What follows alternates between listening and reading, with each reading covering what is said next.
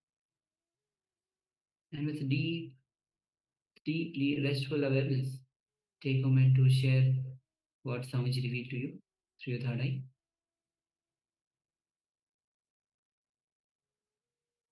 Any image that you saw, even just for the fraction of seconds that was revealed to you. Any sound you heard, even for a fraction of seconds. I had just a glimpse of that, had a glance of any image or visualization, or a lot of detail was shown to you. Take a moment to share.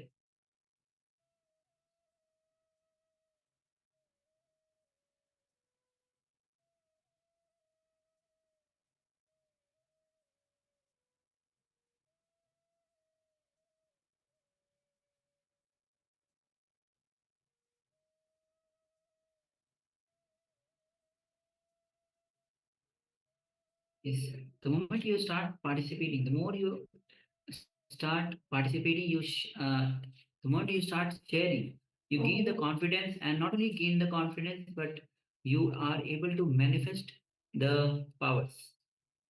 So please go ahead and share.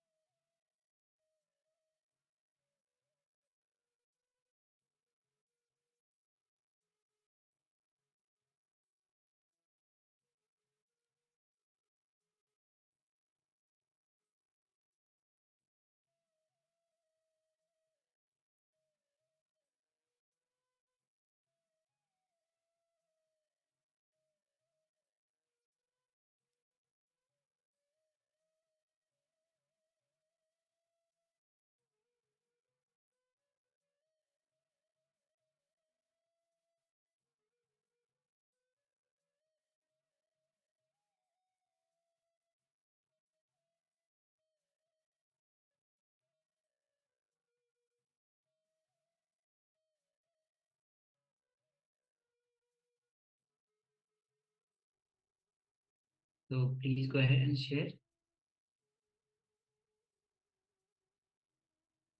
See, understand that. Do not hesitate to share it. Here, nobody is here to rank you when saying that you did was what you saw was wrong, or what you're not manifesting.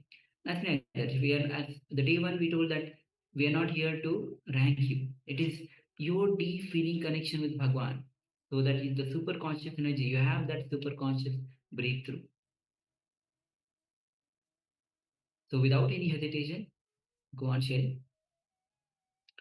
Meanwhile, we would like to welcome a couple of participants that have just joined us. We have Ma Le Tang. Yes, Nithyananda. And welcome up. Also, we have Vidya Lopan. Yes, Nithyananda. welcome. So we have Ma Yan Hong, who shares, I saw a large expanse of light blue lake water, sharp shaped trees, red house, mountain, moss, many white poplar trees, embankment, path. Right? Thank you, Ma, for sharing. Thank you for sharing that. And all the participants on the YouTube also, you can start sharing your revelations of the power manifestation. Please go ahead.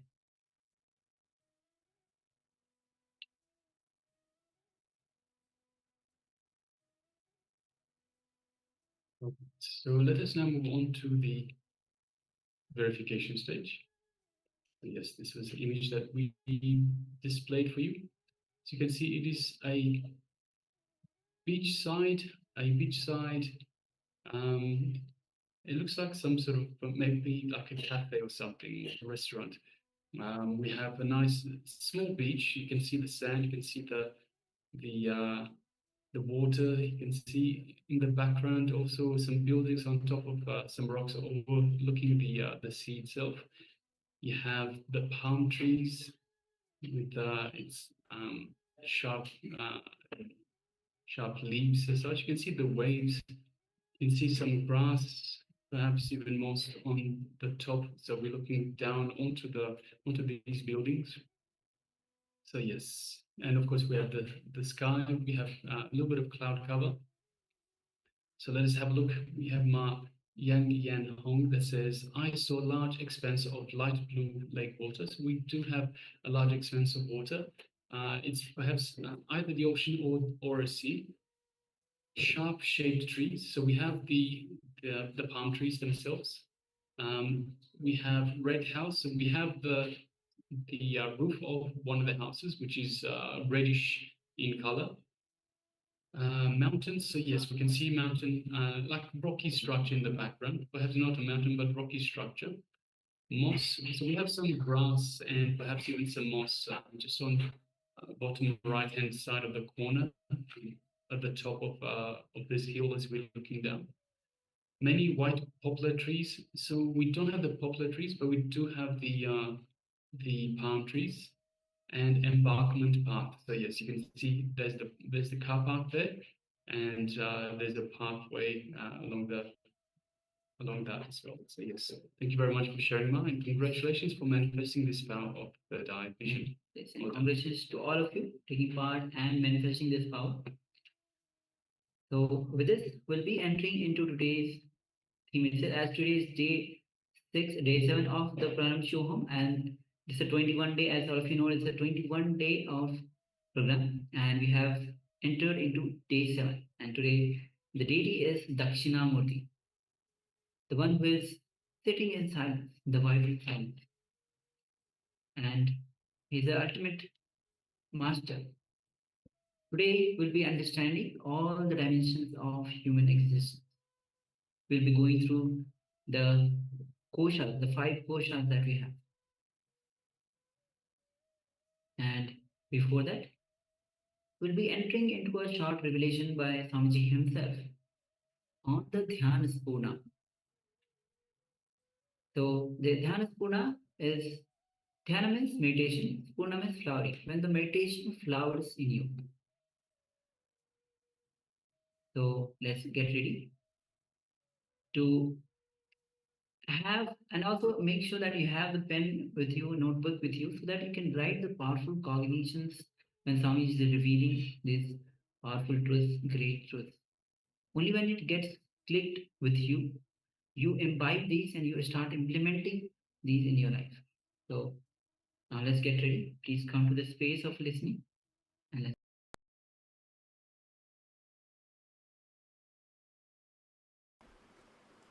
The word Dhyanasparana means the continuous flow of meditative experience inside you. Ramanuja describes meditation as a continuous tailatara, means if you pour oil from one cup to another cup, how it is flowing continuously. Same way, unbroken tailatara inside you is meditation.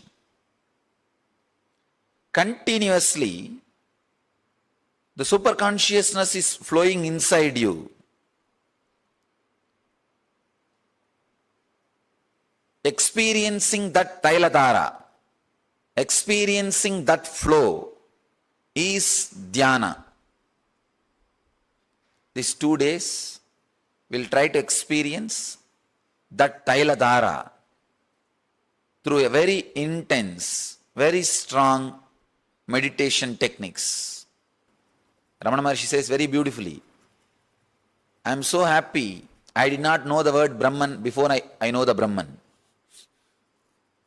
He says very beautifully, I am fortunate I did not know the word Brahman before I know the Brahman. I had experience first, technical knowledge next. Sometime the technical knowledge becomes abstraction. So I wanted all the Life Bliss Engineering students to understand, take care that technical knowledge does not become an abstraction for this whole experience. Of course, if you are here just to attend this 2-day workshop, then you will not have a problem of technical knowledge and experience. Naturally, you will be fresh and you are expected to go into the whole thing intensely. Please understand, go into the whole program with the intense seeking. The seeking, intense seeking, that is the essence. That only makes the whole thing meditation. With intense seeking, whatever you do is meditation, even your simple breathing. With intense seeking, if you are just breathing, that breathing will become vipassana and you will become enlightened. With intense seeking, anything you do will become meditation. Without intensity, without seeking, even if you do meditation, it is just one more ritual. It is seeking, that plays a major role. So please understand, enter into intense seeking. Intense seeking can awaken different dimensions of your being. Actually, without intense seeking, even living around me, you will take me for granted. I have seen many fellows, when they get little near, when they get little space around me, because they don't have seeking, they take me for granted and they start abusing the system I create around, the Sangha. Anytime, whenever I see these guys take me for granted and disrespect the Sangha, all right, now I know that they missed me. Without seeking, without intense seeking, even if you live around the master, it is waste. Not only waste, I can say it is dangerous.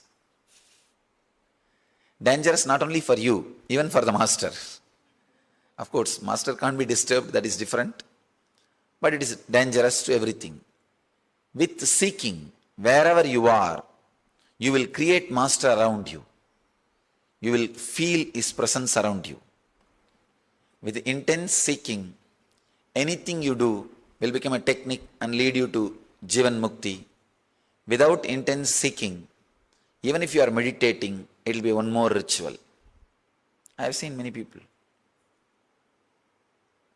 People come and ask me, how long it will take for me to experience dhyana or experience Jivan Mukti. Nothing, it is simply intense seeking, nothing else. If I look my whole life and try to dig out what is the essential quality which is responsible for enlightenment, the essence is intense seeking, nothing else. See, there are thousands of systems. Somebody says hold your nose and breathe. Somebody says hold your mouth and breathe. Somebody says hold your eyes and breathe. Somebody says hold your whole body and breathe. Somebody says stand topsy-turvy and breathe. Each one has his own system. Somebody says ring bell and do puja. Somebody says nothing, don't do anything, just sit. Somebody says roll on the ground. Somebody says walk all over India. Each one is giving its own technique. But one funny thing is everything works. How? How everything works? Please understand. With intense seeking, anything done leads to enlightenment. Without intense seeking, anything done, even if it is meditation technique, it is just, I can say very clearly, a ritual. So, enter into this whole program with intense seeking. Create a very strong, very deep prayer or will. If you have faith on higher energy, create a deep prayer. If you don't have faith on higher energies, just create a strong will. I will experience the deepest possible experience to my being. The deepest possible experience of your being is what I call dhyana. And a spontaneous, overflowing well-beingness. You carry a spontaneous, overflowing well-beingness. That is what I call dhyana spurana. So, connecting, relaxing into that mood, into that source. Even the mood is a shallow word. Source is the right word. Relaxing into that source is what we are trying to do in these 2 days. I sincerely request these 2 days, if you take up complete silence, it will be great and wonderful. If you can't, use words like a telegram. Just 2 words or 1 word. Ki, Don't say, give the key. Just say key. If you need to ask for a key, just say key. Use minimum words. You may think, why verbal silence? Understand, any word which comes inside you, which has not become word, will not get recorded into your system. But anything which comes inside you and becomes word, straight away gets recorded into your muscle memory. So first, yogasya pratamam dvaram vangnirotaha.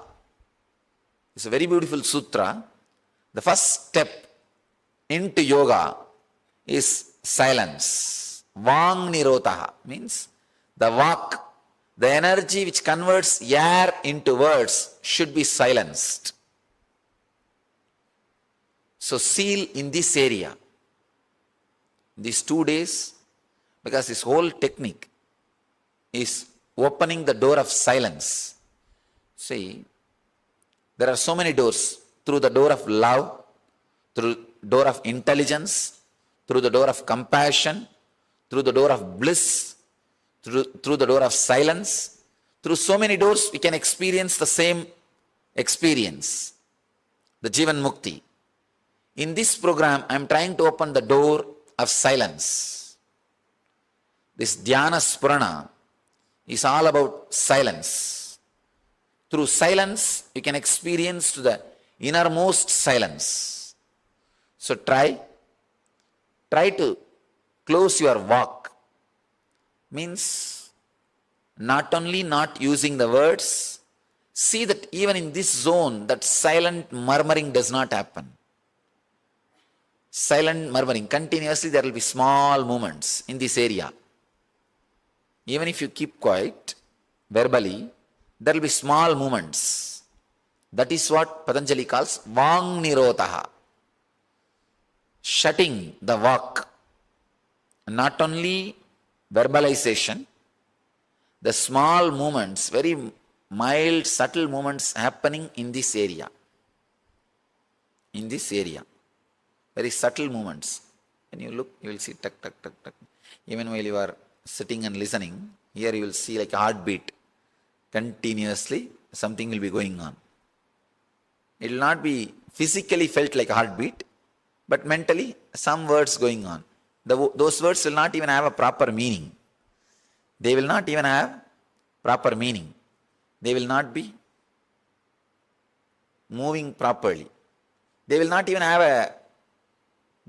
form into a full grammatical sentence. Just blah, blah, blah, blah, blah, blah, blah. Something. You will be sitting, suddenly you will think, I should go to Madurai and see the temple. No, I don't know what is there for lunch. I don't know how long it will take for the next session. I don't know whether the Swami will let me rest in the noon. Anyhow, I should not rest, I should only meditate. These 2 days I have decided to come here. I don't know what happened to my daughter. There is no relationship. There is no reason. That will be happening only in this vak. So these 2 days, vak nirodha. Do not let the vak to be active. Go to the deepest possible silence. So if you switch off your cell phones and stop the conversations, if you have started any conversation before this session, to your friends or relatives or this group, after this session, end it. Tell them, next 2 days, I may not be available. If you want to make some calls, call them, friends or family or relatives. Tell them I am going through a very deep meditation program, so I am expected to be in silence for next 2 days. Please do not disturb. Is there anybody? Oh, no, my business will be spoiled, my family will disappear. Everything will go well actually. If you are out for 2 days, everything will go well. Be very clear, because of us things are not moving. In spite of us it is moving. So just 2 days. I'll tell you, really you will feel happy that you took the decision of keeping the silence. You see, when the prana flows inside you, and if it is not converted into words, it will not become samskara. It will not become samskara. For a simple example I can give you, suddenly for no reason, if you decide to create a negative opinion about somebody, some friend or relative, see, when you start, you have a freedom. You don't need to create a negative opinion actually about that guy. But you say, you can afford. He can't hurt you. He is not that capable. So naturally, you tend to create a negative opinion about that person. See, in the initial level, it's a freedom and choice. But 10 times, if you speak negative about him to somebody, after 20 days, suddenly you will see, you really carry a negative engram about him. You are carrying, you created a prison. You created a negative samskara about somebody in you. So anything mothered by you verbally becomes a solid engram, engraved memory in you. So these 2 days, I'm going to work on the deeper zones of your being. Not only you are going to work, I'm also going to work. So it's almost like bypass surgery. Instead of pacemaker, you will have peacemaker. Instead of pacemaker, you will have peacemaker. So allow yourself to get healed without creating words. You may think, no, I will not create negative words, I will create positive words. No. You don't know anything positive. Please understand. No, really. Anything you know, directly or indirectly, carries a trace of negativity. So it will be nice, no words. If no other way, you have to, then use words, 1 or 2. And I don't want to give even this exemption. But all right, what to do?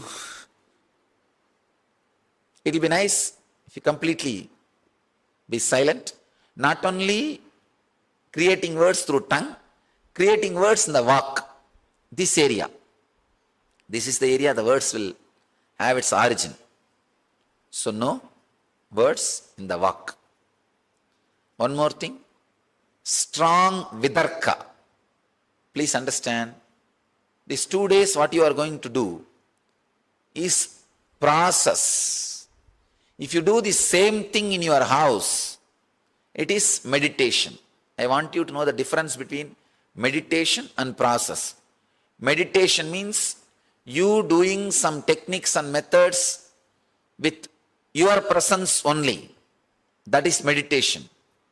But you doing the same process, same technique with master's presence also, it becomes process. When master's presence, when that ingredient is also added, it becomes process. When that ingredient is removed, it becomes meditation. So be very clear.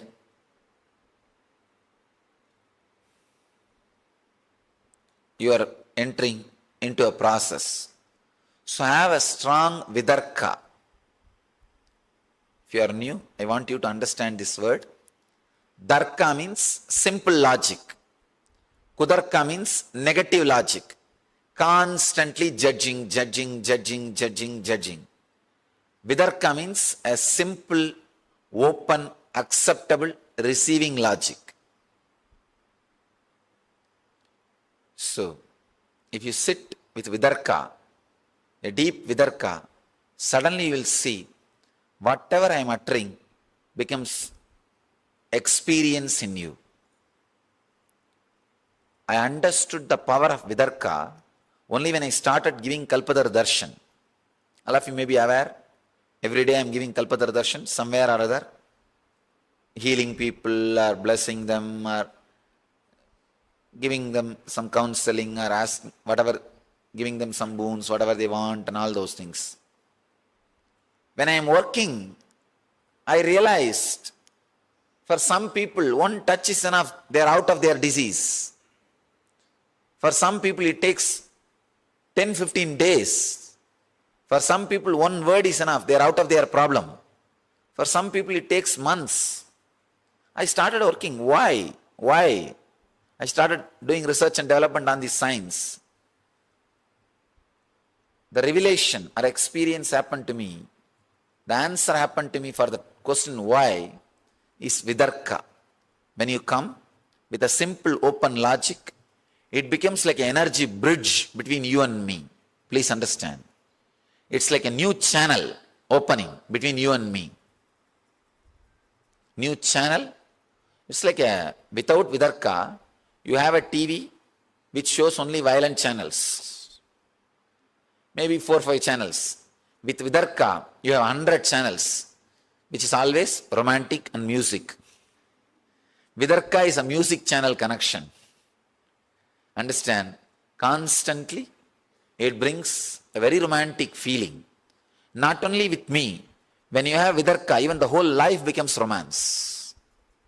Whole life becomes pure romance or eternal romance. What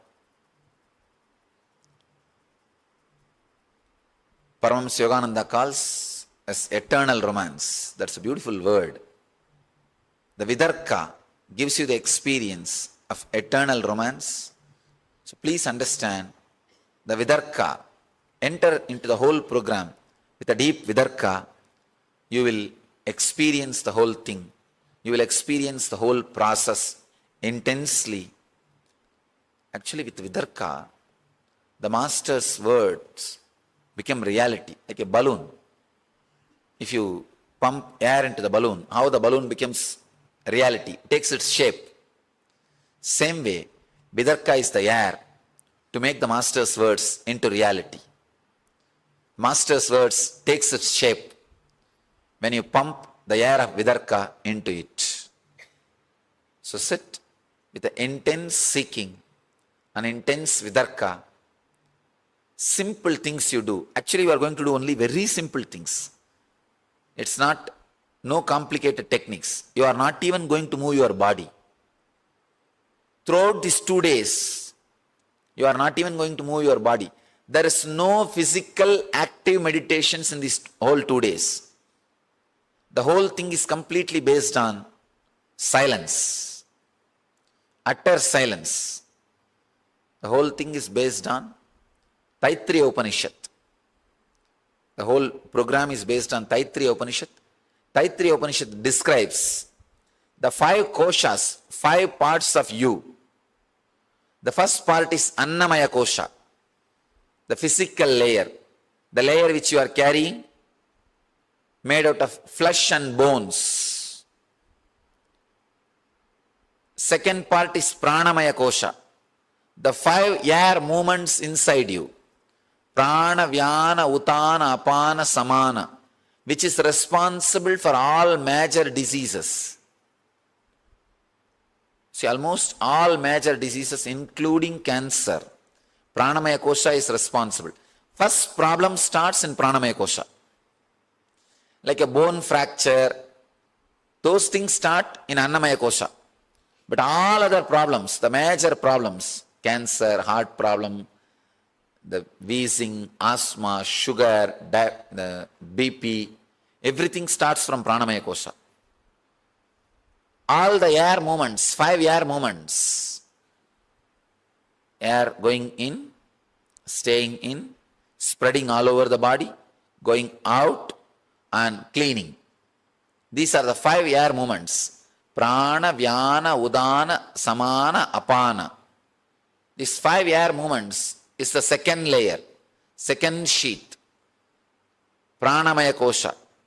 The third, Manomaya kosha, the inner chattering which is happening between your navel and the throat. Please understand, it's a technical knowledge. You don't need to remember it, but if you just understand, it will be really useful. The inner chattering which is happening between navel and throat is the Pranamaya kosha, Manomaya kosha, the third layer, mental sheet, the inner chattering. Fourth is the emotions which you experience beyond thoughts, the source of thoughts, that emotion, intense lust, intense greed, intense fear, or intense peace, the emotions which you experience, which are responsible for your thoughts, is the fourth layer, Vijnanamaya Kosha. The science of whole thing, the essence of whole thing. I can say, the space where you fall asleep, that is Vijnanamaya Kosha. Very subtle essence of engraved memories. That is Vijnanamaya Kosha. The fifth layer, Anandamaya Kosha, which usually you don't experience in your day-to-day life. Very rarely, when you are sitting in silence with yourself, maybe seeing sunset in the evenings, morning sunrise, those moments, very rarely you experience Anandamaya Kosha. But even those moments, if you try again, second time, it will not happen. It will not happen if you repeat. But let this technique be kept alive. At some point, somewhere, maybe after 2000 years, after 3000 years, again, one more person may experience through that door.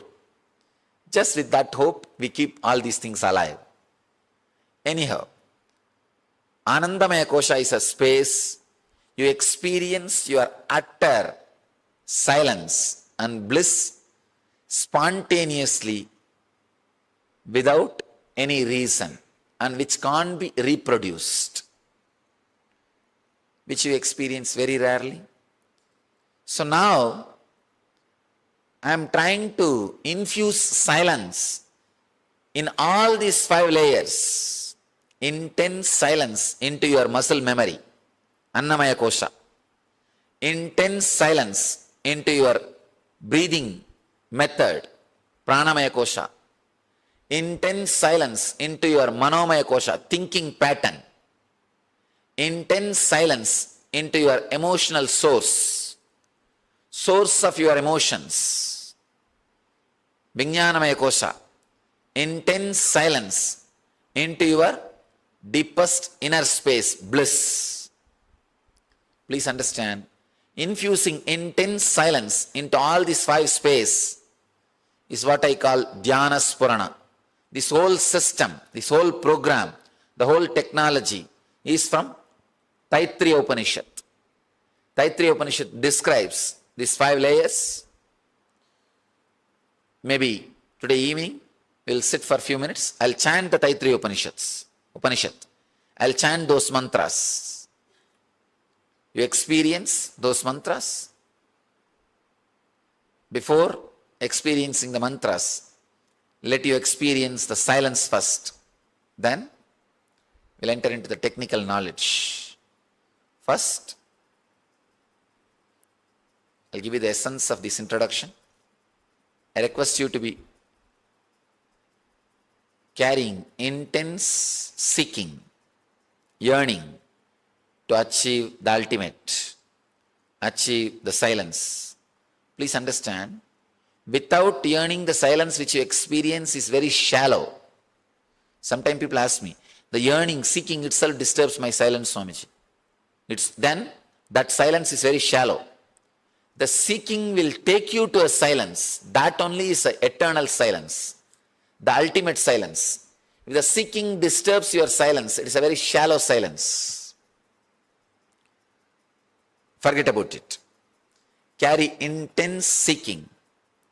Second thing, carry intense vidarka, means openness. With intense seeking, you will enter into a meditation program. With intense vidarka, you will enter into a meditation process.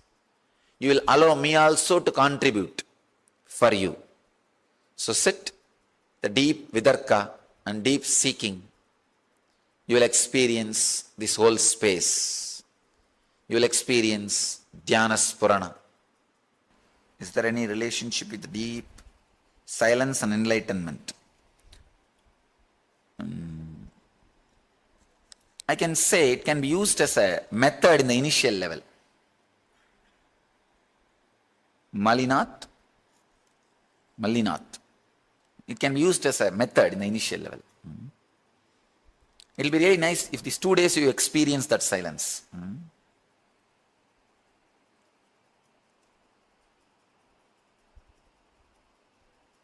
Madhavi, you are asking about deep silence.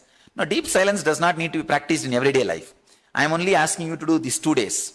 I'll give you a very strong push into that experience. After that, you will see, even while you are doing your activities, you will carry a kind of a silence. It will be like a...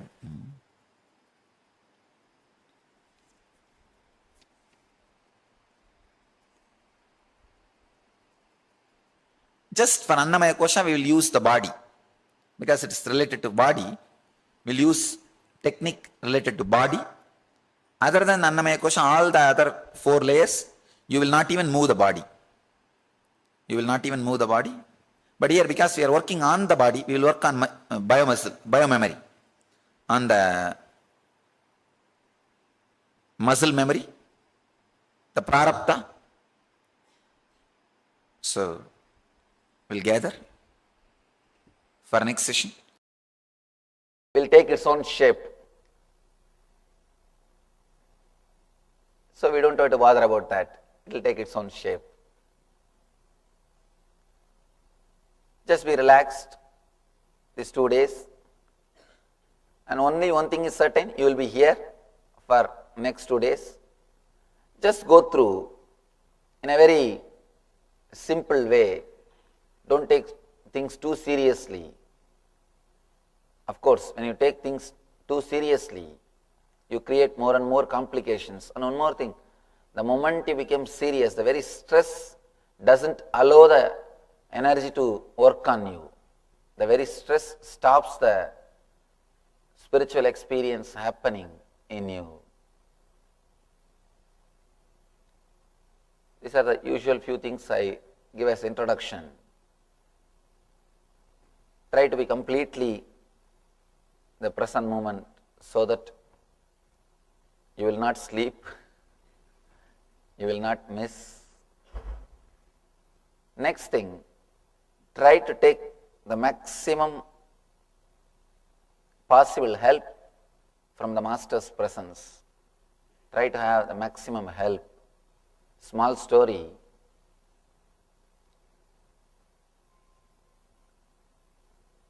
Father was telling young boy to move a big stone. The boy tried his best. He was not able to move. He was just standing, completely tired. Father says, no, you have not used all your potentiality. Use all your potential power. The son is completely tired. He shouts at the father, what are you talking? What are you saying? You are saying I have not used my all my potential power. You say I have not used all my potentiality. I am tired, don't you see? Are you not seeing? Father says, you could have asked me. I am also your power. You forgot, you missed an important thing. You could have asked my help. That is also potential help. That is also potential power. You have an important potentiality. You could have asked me, I would have helped you. Please understand, you could have asked me. You can ask me. You can take the Master's help. You have never done that. You have never considered Master is also your potential. You have never taken the Master's help. You always think you can do it. You can do it. How the boy is standing, same way you are standing, thinking you can do it. You don't think the Master is also your potential power. So much of help is available. You can have so much, but you never ask or you never take it. Somehow with the Western mind, taking help from somebody means it's something like you are degrading yourself. But according to me, it's a potential power. When it is available, try to use it maximum. So let you use the Master's presence. Let you use the power as much as possible.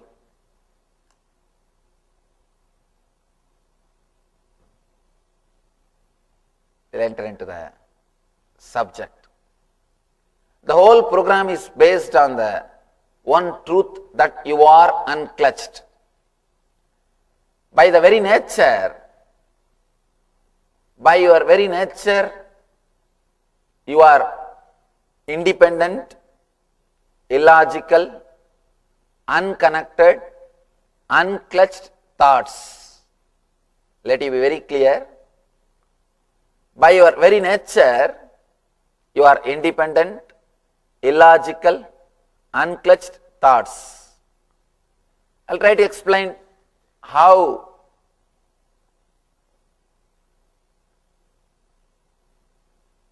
your mind is just like the fish tank bubbles. In the fish tank, if you see the water bubbles, constantly water bubbles will be raising. Let me make a small diagram and show you.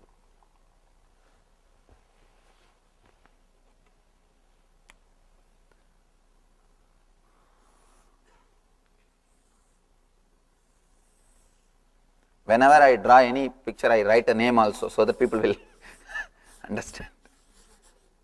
Water tank.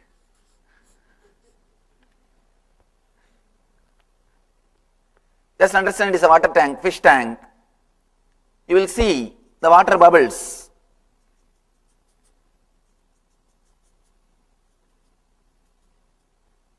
Because it is constantly flowing, you think it is a continuity. But it is not continuous flow. Every bubble is an individual. Every bit is an individual, unconnected. But when you see this going in such a high speed, you start thinking it is completely connected, or you think it is a continuous process. It is happening continuously. Same way in your mind, continuously thoughts are flowing. Because of its continuity, you think it's a continuous process. Otherwise, every inch is separate, independent, individual thoughts. I want you to understand one thing.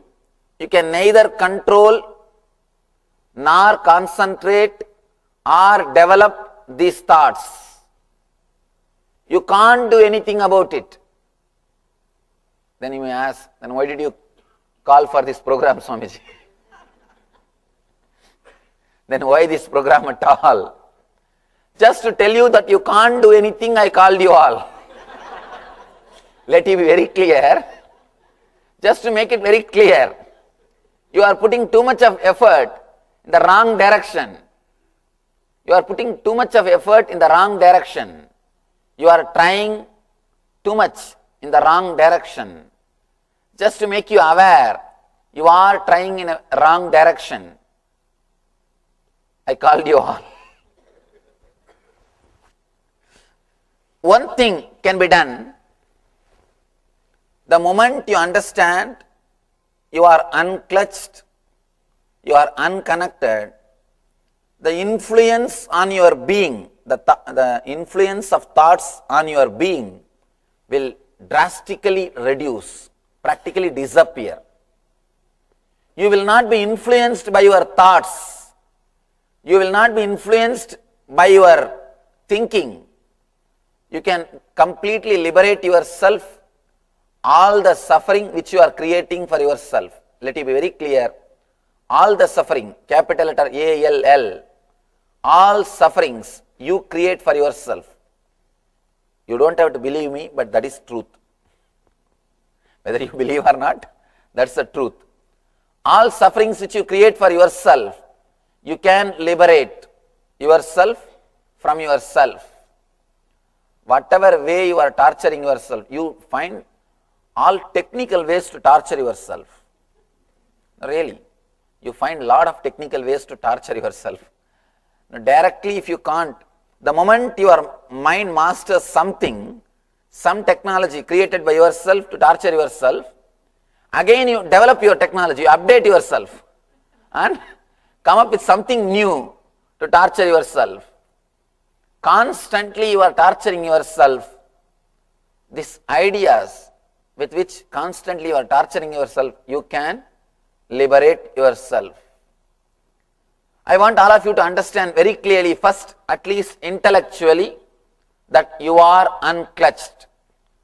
We will go into a small experience or small exercise to understand what I mean by the word you are unclutched. Please have the notebook. Just for next 10 minutes, write whatever comes in your mind without editing. Please be very clear. It is not for showing to anybody, it is just for you.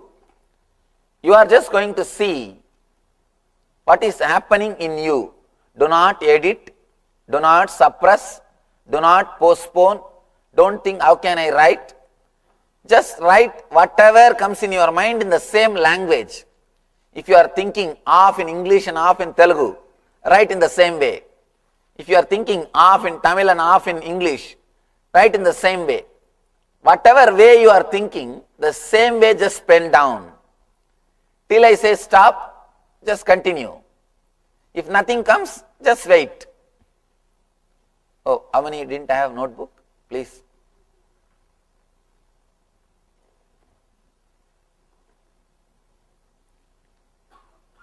Let's look into our mind.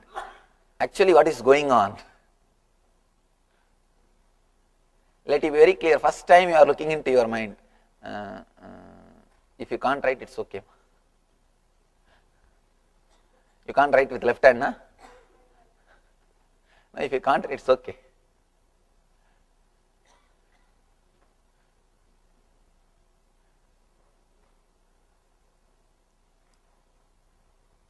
Don't try to finish a sentence.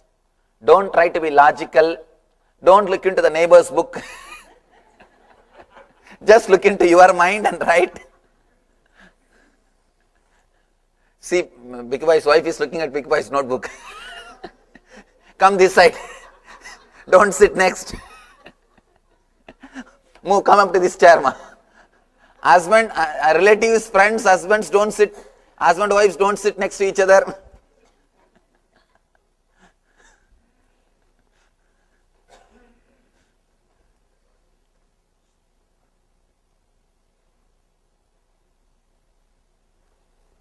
Let's understand the truth experientially.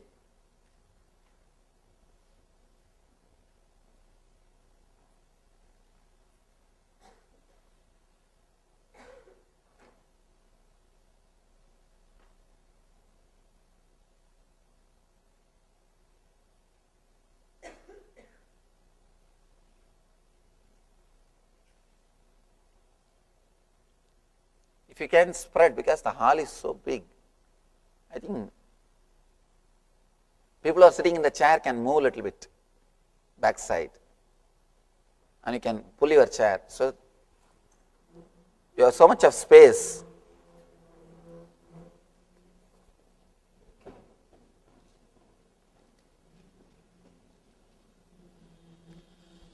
Whatever goes on, let it go, let it happen.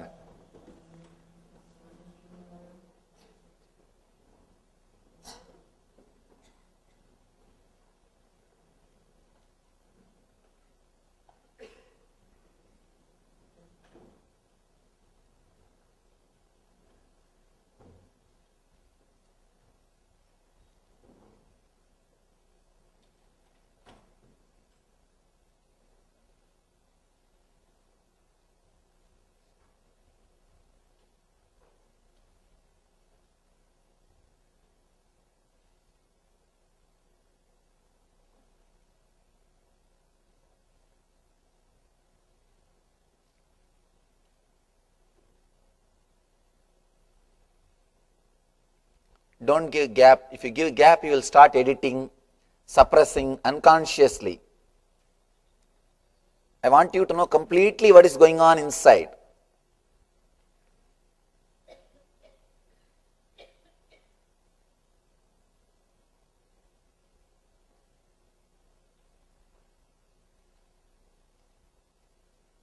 Whatever way it is happening, write pen down.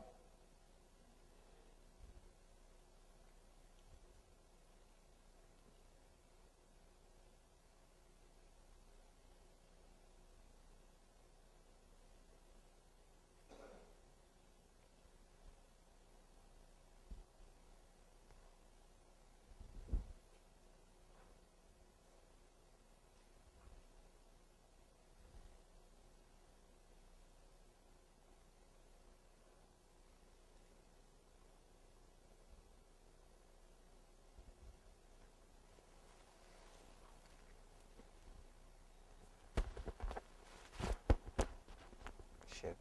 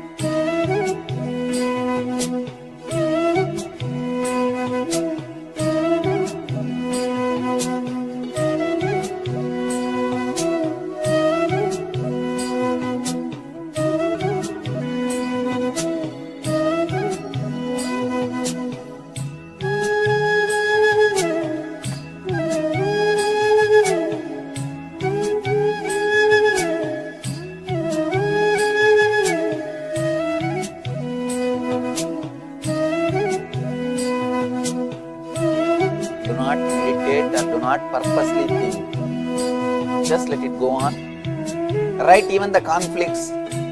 One thought trying to come up and you trying to suppress or play with it or torture, all those things. Write as it happens. If somebody sees as a witness an objective report, how you will give? Write in the same way. If you are a journalist, it will be easy for you.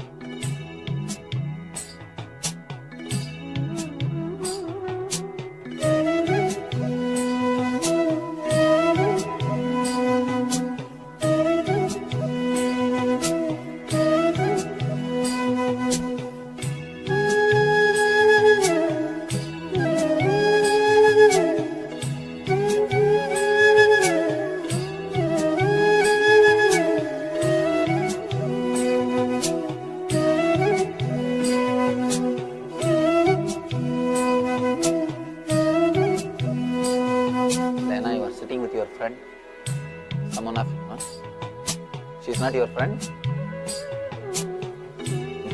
Move that. Someone of you get up. Get up, get up, get up.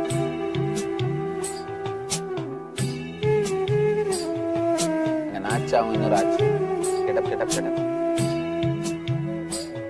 If you know the same language also, you should not sit next to each other. Otherwise, they will slowly read. That examination in India.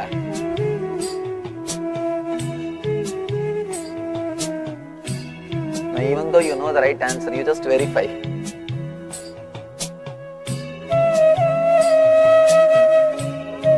Now, whether he has written properly or not.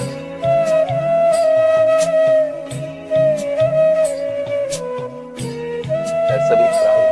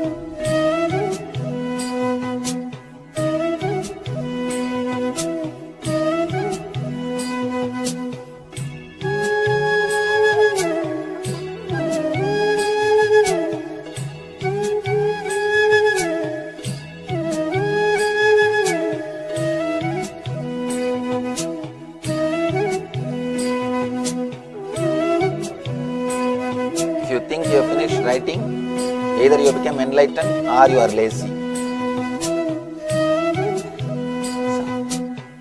If you are not writing, understand only between these two you are. Either you are enlightened or you are lazy. I don't think anybody has become. If you have become, come, there is one more seat I can put for you.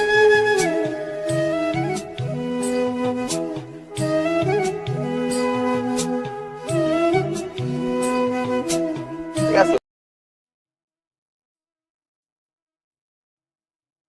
Yes.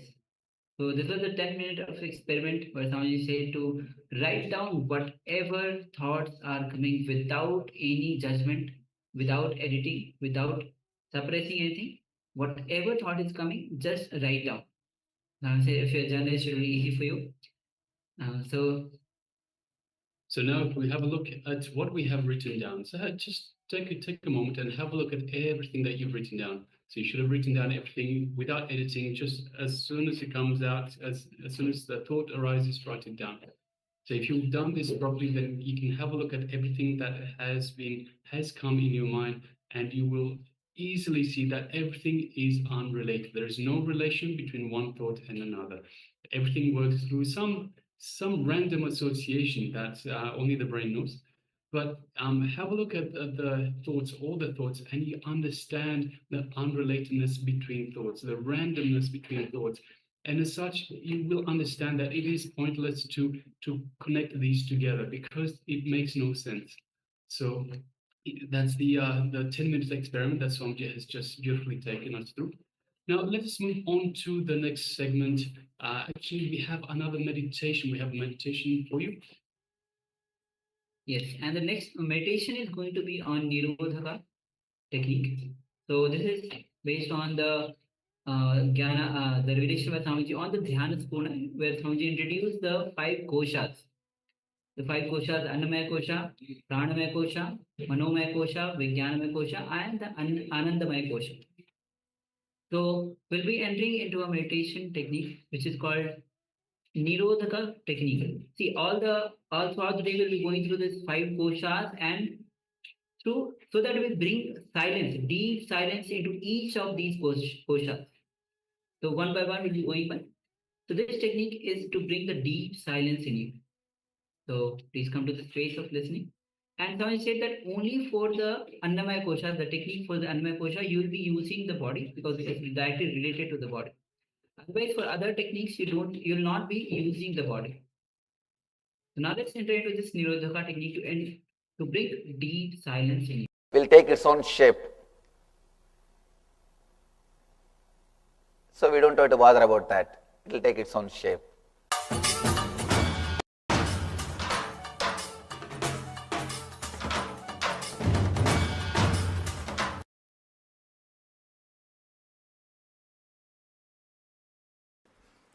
Just few minutes.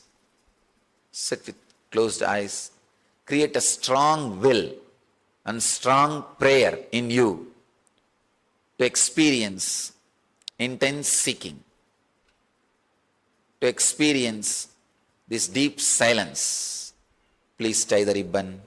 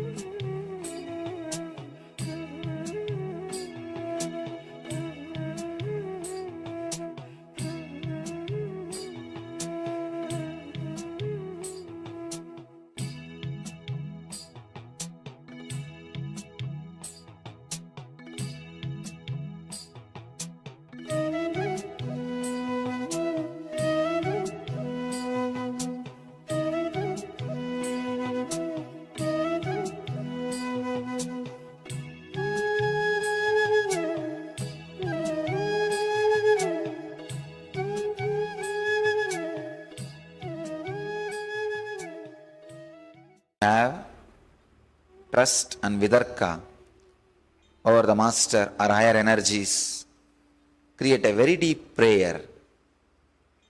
If you don't have faith or trust on higher energies, create a strong will into yourself that you should achieve the deepest possible silence.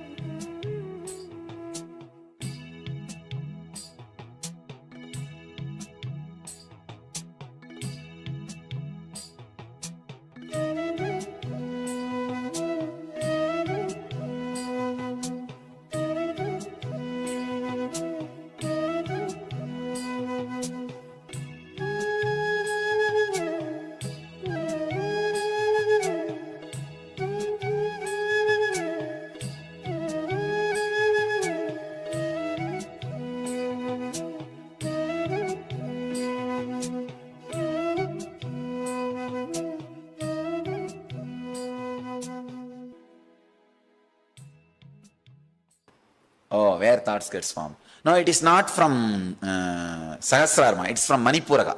See, below Manipuraga and above Swadhisthana, that was the area, the source of emotion. Ma. And below Anahata, above the Manipuraga, Anandagandha, that was the area, it gets formed into a thread. Like a, here it is a cotton, ma. Here it gets formed like a thread. Here it gets colored. You understand? So you see, here it's a thread. Below Manipuraga and above Swadhisthana. That's where it's a cotton. And below Anahata, above Manipuraga, Anandagandha. That's where it gets as a thread. Like a thread comes out of the cotton. That's where it becomes a thread. Here, below the Vishuddhi, above the Anahata, this area, I can say even above Vishuddhi. Exactly. Above Vishuddhi, in this area, it gets colored, means emotions added to it. Your identity added to it. So it's a three-place process. Vak. Okay. How we should stop, you are saying? Vak. See, if you just close your mouth and see, any thought comes, there will be slight movement in the deep tongue. The root of the tongue, this area, inside, I am not talking outside. Inside there will be slight movement, subtle movement. If you want, you can observe now, 2-3 minutes, you can observe. That slight movement will be there. Arrest that. Just make that whole area hard, stiff, or arrest it. That is what is called Vang Nirodha. Vak Nirodha only, when you pronounce it becomes Vang Nirodha. Nirodha means cessation. Cessation. So yogasya pradamam dwaram vak nirodha means the first step to yoga is silencing the vak. Just make that area feel hard. Just even if you tell yourself shut down, it will be completely silenced. Maybe 2-3 minutes, just close your eyes and observe what is going on in this area inside. Any word which comes out, you will see only that area, a mild movement. Close your eyes and sit for 2 minutes.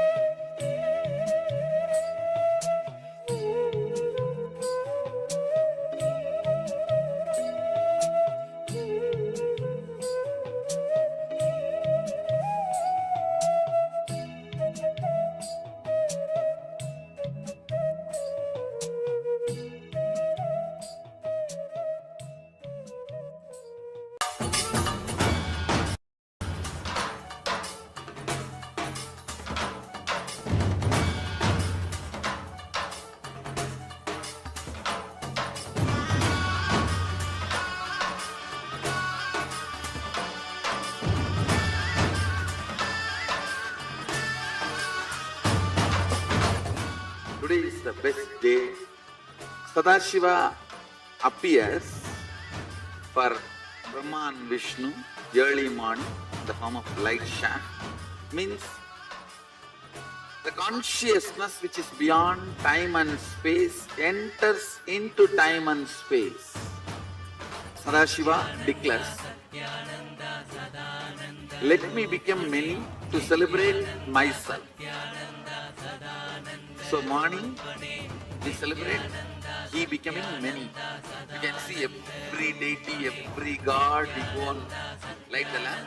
So each, the Sadashiva himself becomes many. So whole campus we went round. It was such high energy. So again the many becomes one. Not only spiritually, even socially this celebration forms a very important part of my life, because this is the only celebration I enjoyed from my birth, at least in this body.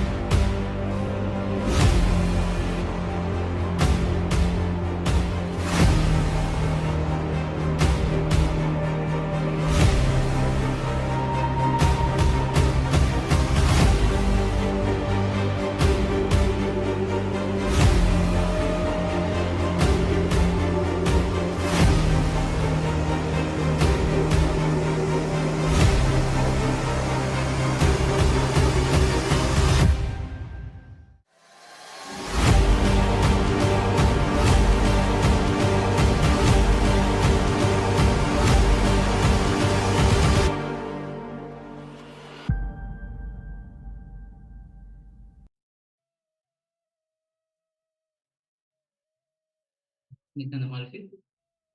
So we just had the meditation on Nirodhaka technique to bring deep silence into your being. And the video which you saw is for the celebration of Kartikeya Devi, which is coming on 4th of December till 13th of December. This is one of the rituals that Swamiji himself enjoys in this body. This is time when Sadashiva became many. From one, he became many to celebrate himself. So, if you want to offer your gratitude to the Supreme Pontiff of Hinduism on this Kartikeya Level, you can reach out to us. We'll be giving you the further information. And also, every day the Paramashivoham, those who want to become part of the Paramashivoham, every day before darshan, the segment is going on to have that joy, become the part of that Paramashivoham, that celebration of the ultimate. All of you are welcome to join for this grand celebration. And with this, we'll be entering into a very short detox process, which Swamiji himself will be revealing. It's a quite short revelation on detox by the food habit, on the food habit. So please come to the space of listening, and let's begin.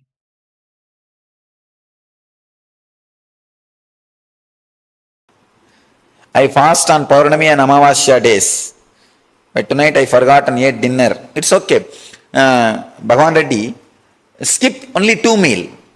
Night eat. Don't skip the night food. Always skip 2 meals. Once in 15 days, skip 2 meals. That's enough. It can be Amavasya and Purnima, or it can be just Ekadashi, or it can be Pradosham. Any day is okay. Once in 15 days, 2 meal. That's enough. Morning, lunch you did not have. Breakfast and lunch you did not have, na? Did you have breakfast and lunch? Today? I think tomorrow only it starts.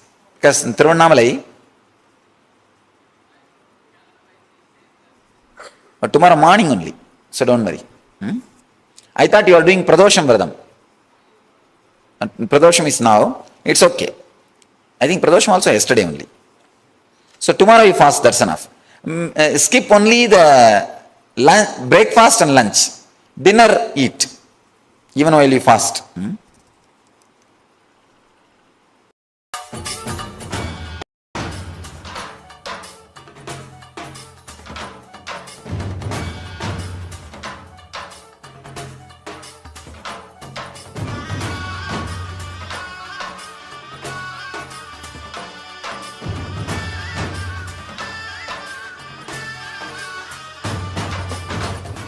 Today is the best day.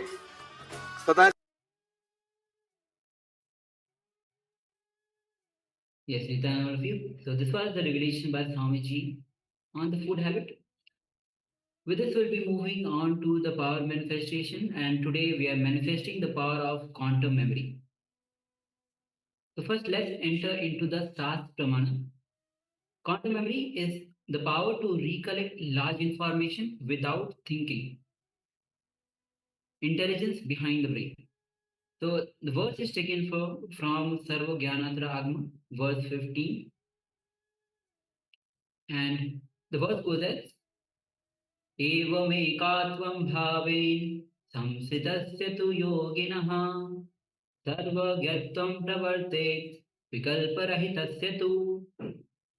The translation of this verse goes as, within such a yogi who establishes himself in absolute non-dual oneness with Lord Shiva and who keeps himself free from all sorts of differentiating notions, the exalted superpowers of all-knowing Sarvajnanatva gets unfolded in all its fulfillment.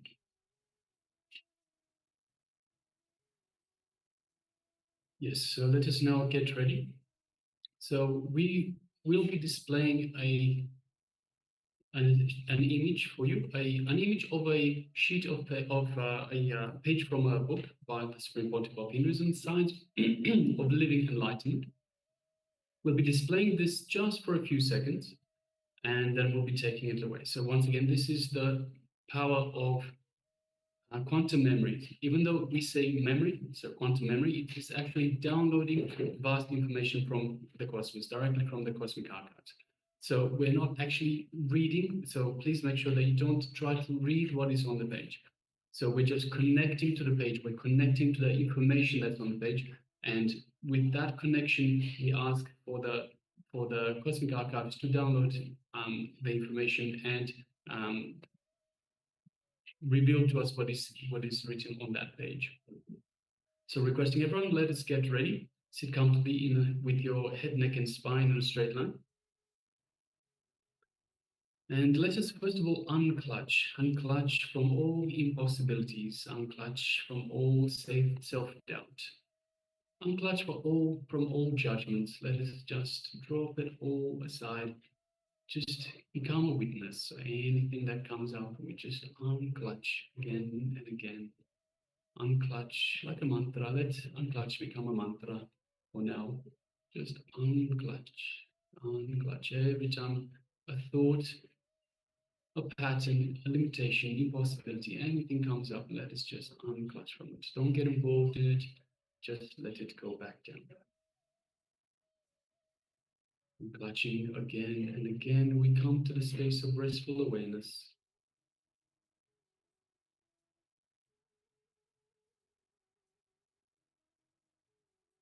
Now let us connect to Swamiji in our inner space, our Ananda Kanda, which is situated just below the heart center.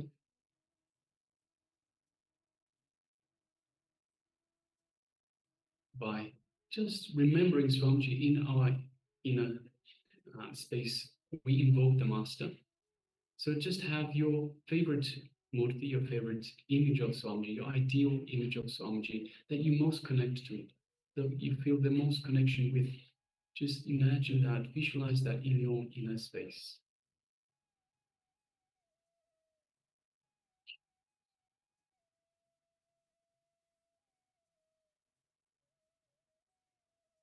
And just come to the space of restful awareness.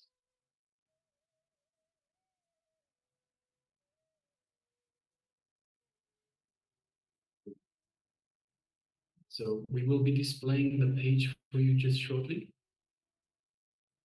So don't put any eyebands on just yet. You need to connect to the page itself.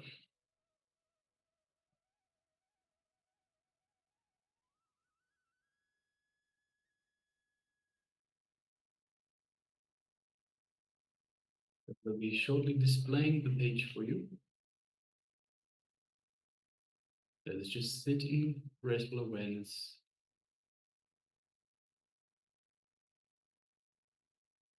Okay, so we're displaying for you the Science of Living Enlightenment, page 186. Don't try to read.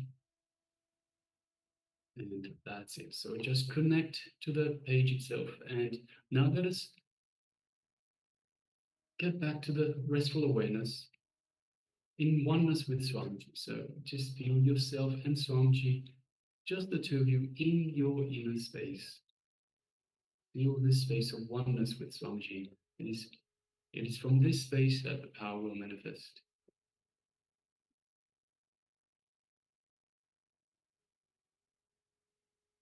Now let us move our awareness just gently to the third eye and visualize Swamiji in your third eye. And through your third eye, gaze into Swamiji's third eye. And as you do so, feel that connection, that energetic connection between your third eye and Swamiji's third eye. And just take a moment and feel that energy in your third eye, in your Anya chakra, just the area between the two eyebrows.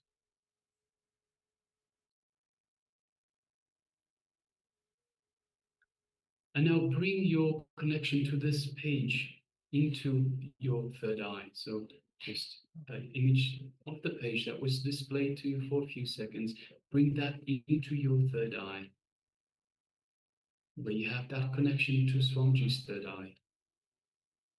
And just ask Swamiji to reveal to you the information that was displayed on that page.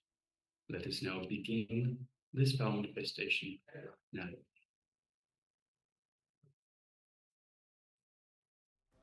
Paramashivoham Om Nithyananda Paramashivoham Om Nithyananda Paramashivoham Om Nithyananda Paramashivoham Nithyananda Paramashivoham Om Nithyananda Paramashivoham Om Nithyananda Paramashivoham Om Nithyananda Paramashivoham Om Nithyananda Paramashivoham Om Nithyananda Paramashivoham Om Nithyananda Paramashivoham Om Nithyananda Paramashivoham Om Nithyananda Paramashivoham Om Nithyananda Paramashivoham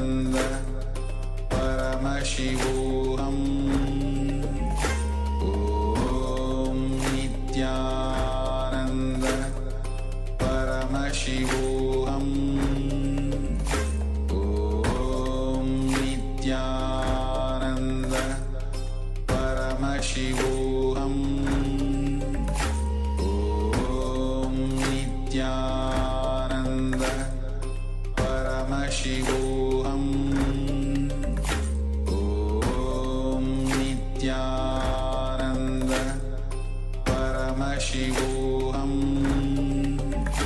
Om Nithyananda Paramashivoham Om Nithyananda Paramashivoham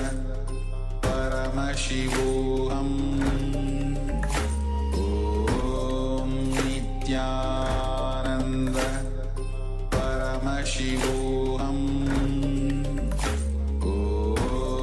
Nithyananda Paramashivoham Om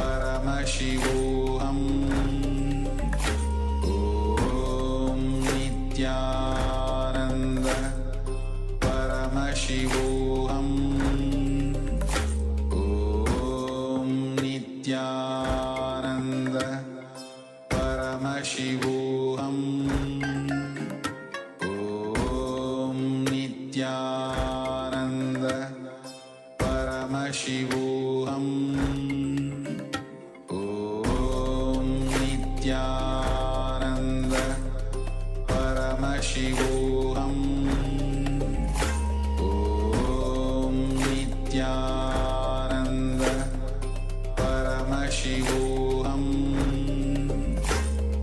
Om Nithyananda Paramashivoham Om Nithyananda Paramashivoham Om Nithyananda Paramashivoham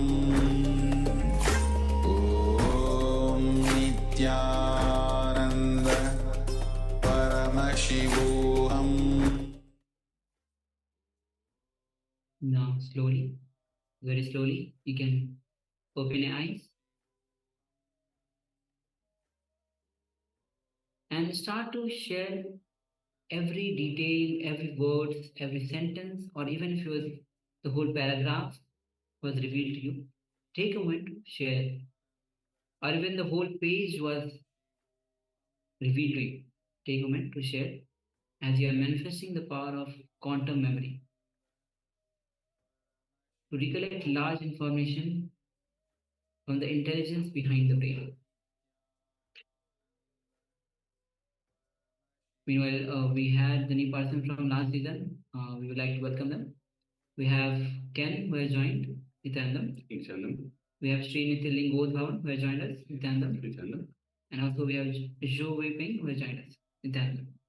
And also we have Wang Shiping, who has also joined us. Yes, Nithyananda. Nithyananda. So Srinitya Lingodhavan says reality. Okay, thank you for sharing. Thank you.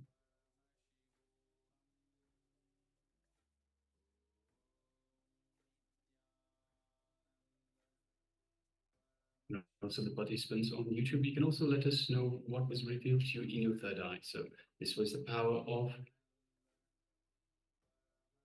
quantum memory, of seeing information, downloading information directly from the cosmos, from the cosmic archives. So requesting participants, let us know what was revealed to you in your third eye.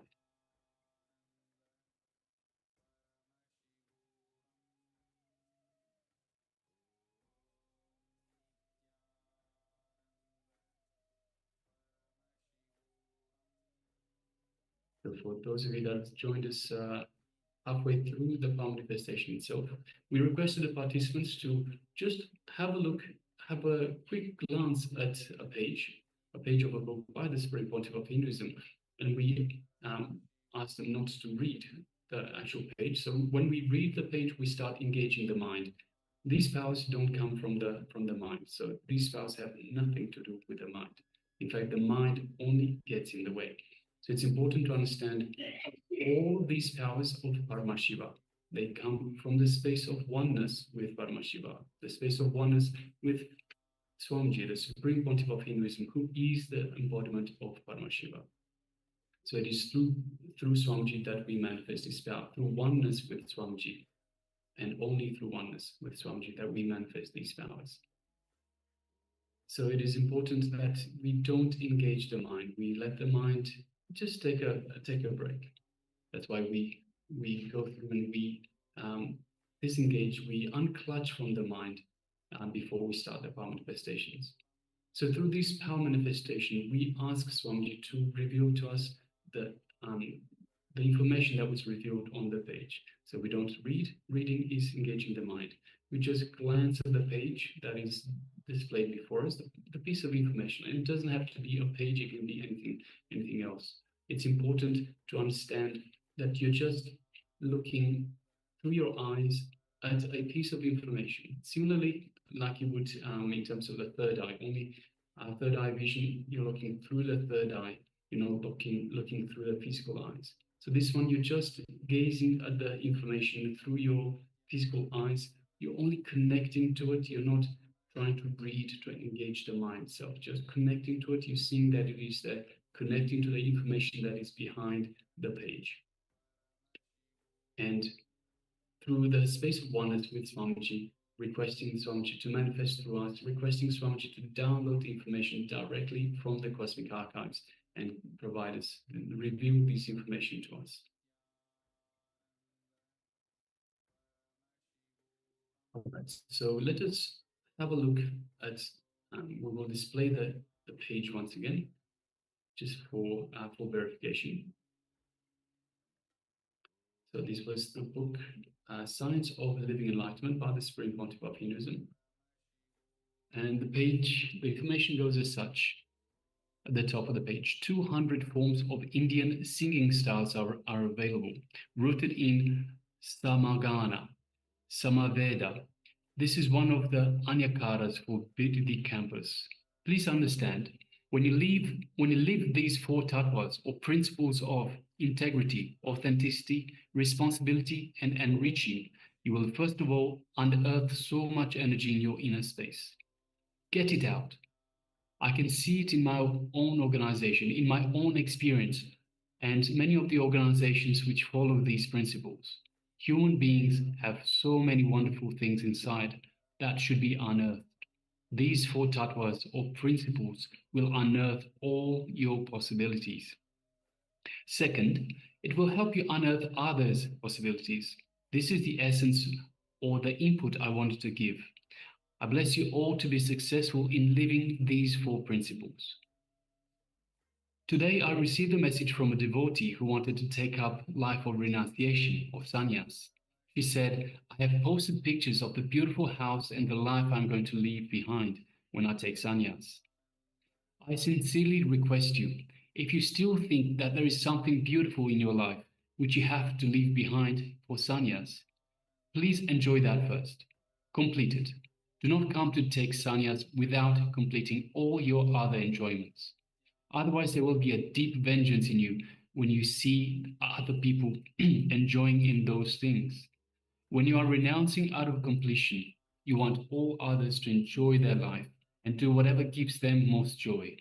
Sannyas is the renunciation that comes out of total completion. Understand, it is out of completion that Shiva gives up on wealth. The Shamantaka, Jew, Kubera, god of wealth, and all the valuables that. So the page ends on the word that. So this was the page 186 of the book Science of Living Enlightenment from the Supreme Pontiff of Hinduism.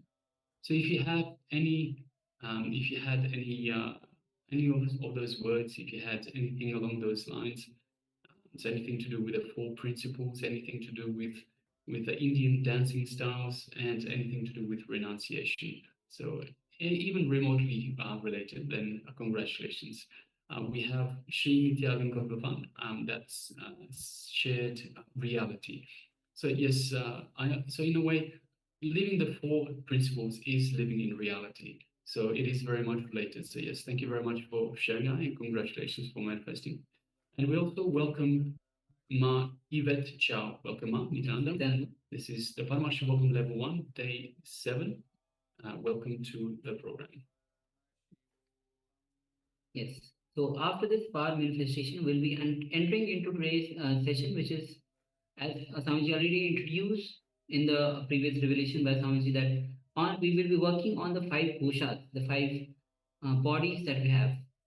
The first will be on the Annamaya kosha. So this is going to be a revelation by Swamiji on the physical layer that we have, the physical body, which is made of Annamaya, means the food that we eat, the flesh, bones. So let's come to the space of listening as we enter into this revelation by Swamiji.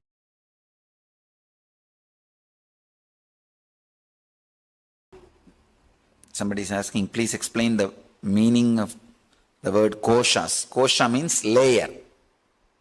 See, you, as you are, carrying 5 layers. The NSP usually I divide it into 7 layers for technical reason. Same 100%, 100 by 7 is NSP, 100 by 5 is DSP. Understand? But originally our Vedic masters, they divide you as a 5 layer. All these 5 put together is you. 1, as I was describing, physical body. Second, the prana pattern, the air flowing pattern inside you. That's a 2nd layer. The thinking pattern is a 3rd layer. The emotion pattern is a 4th layer. The consciousness, which has no pattern, the pure consciousness, that is, I can say the smell of the consciousness is Anandamaya Kosha. Smell of the consciousness is the 5th layer. So all these 5 layers put together is you. Is you. Please understand, experiencing these 5 layers consciously and experiencing a deep silence in these 5 layers is what we are going to do in these 2 days. So kosha means layer. Even though I am seeking, thoughts are still coming out to stop these thoughts. Intensify the seeking, that's all. Shilpa, maybe you need to intensify the seeking. Then you'll see, you enter the space where there is no thoughts. You can enter into samadhi just by seeking, nothing else. You don't need any other technique. Seeking by itself, an independent, intelligent technique, can lead you to ultimate samadhi.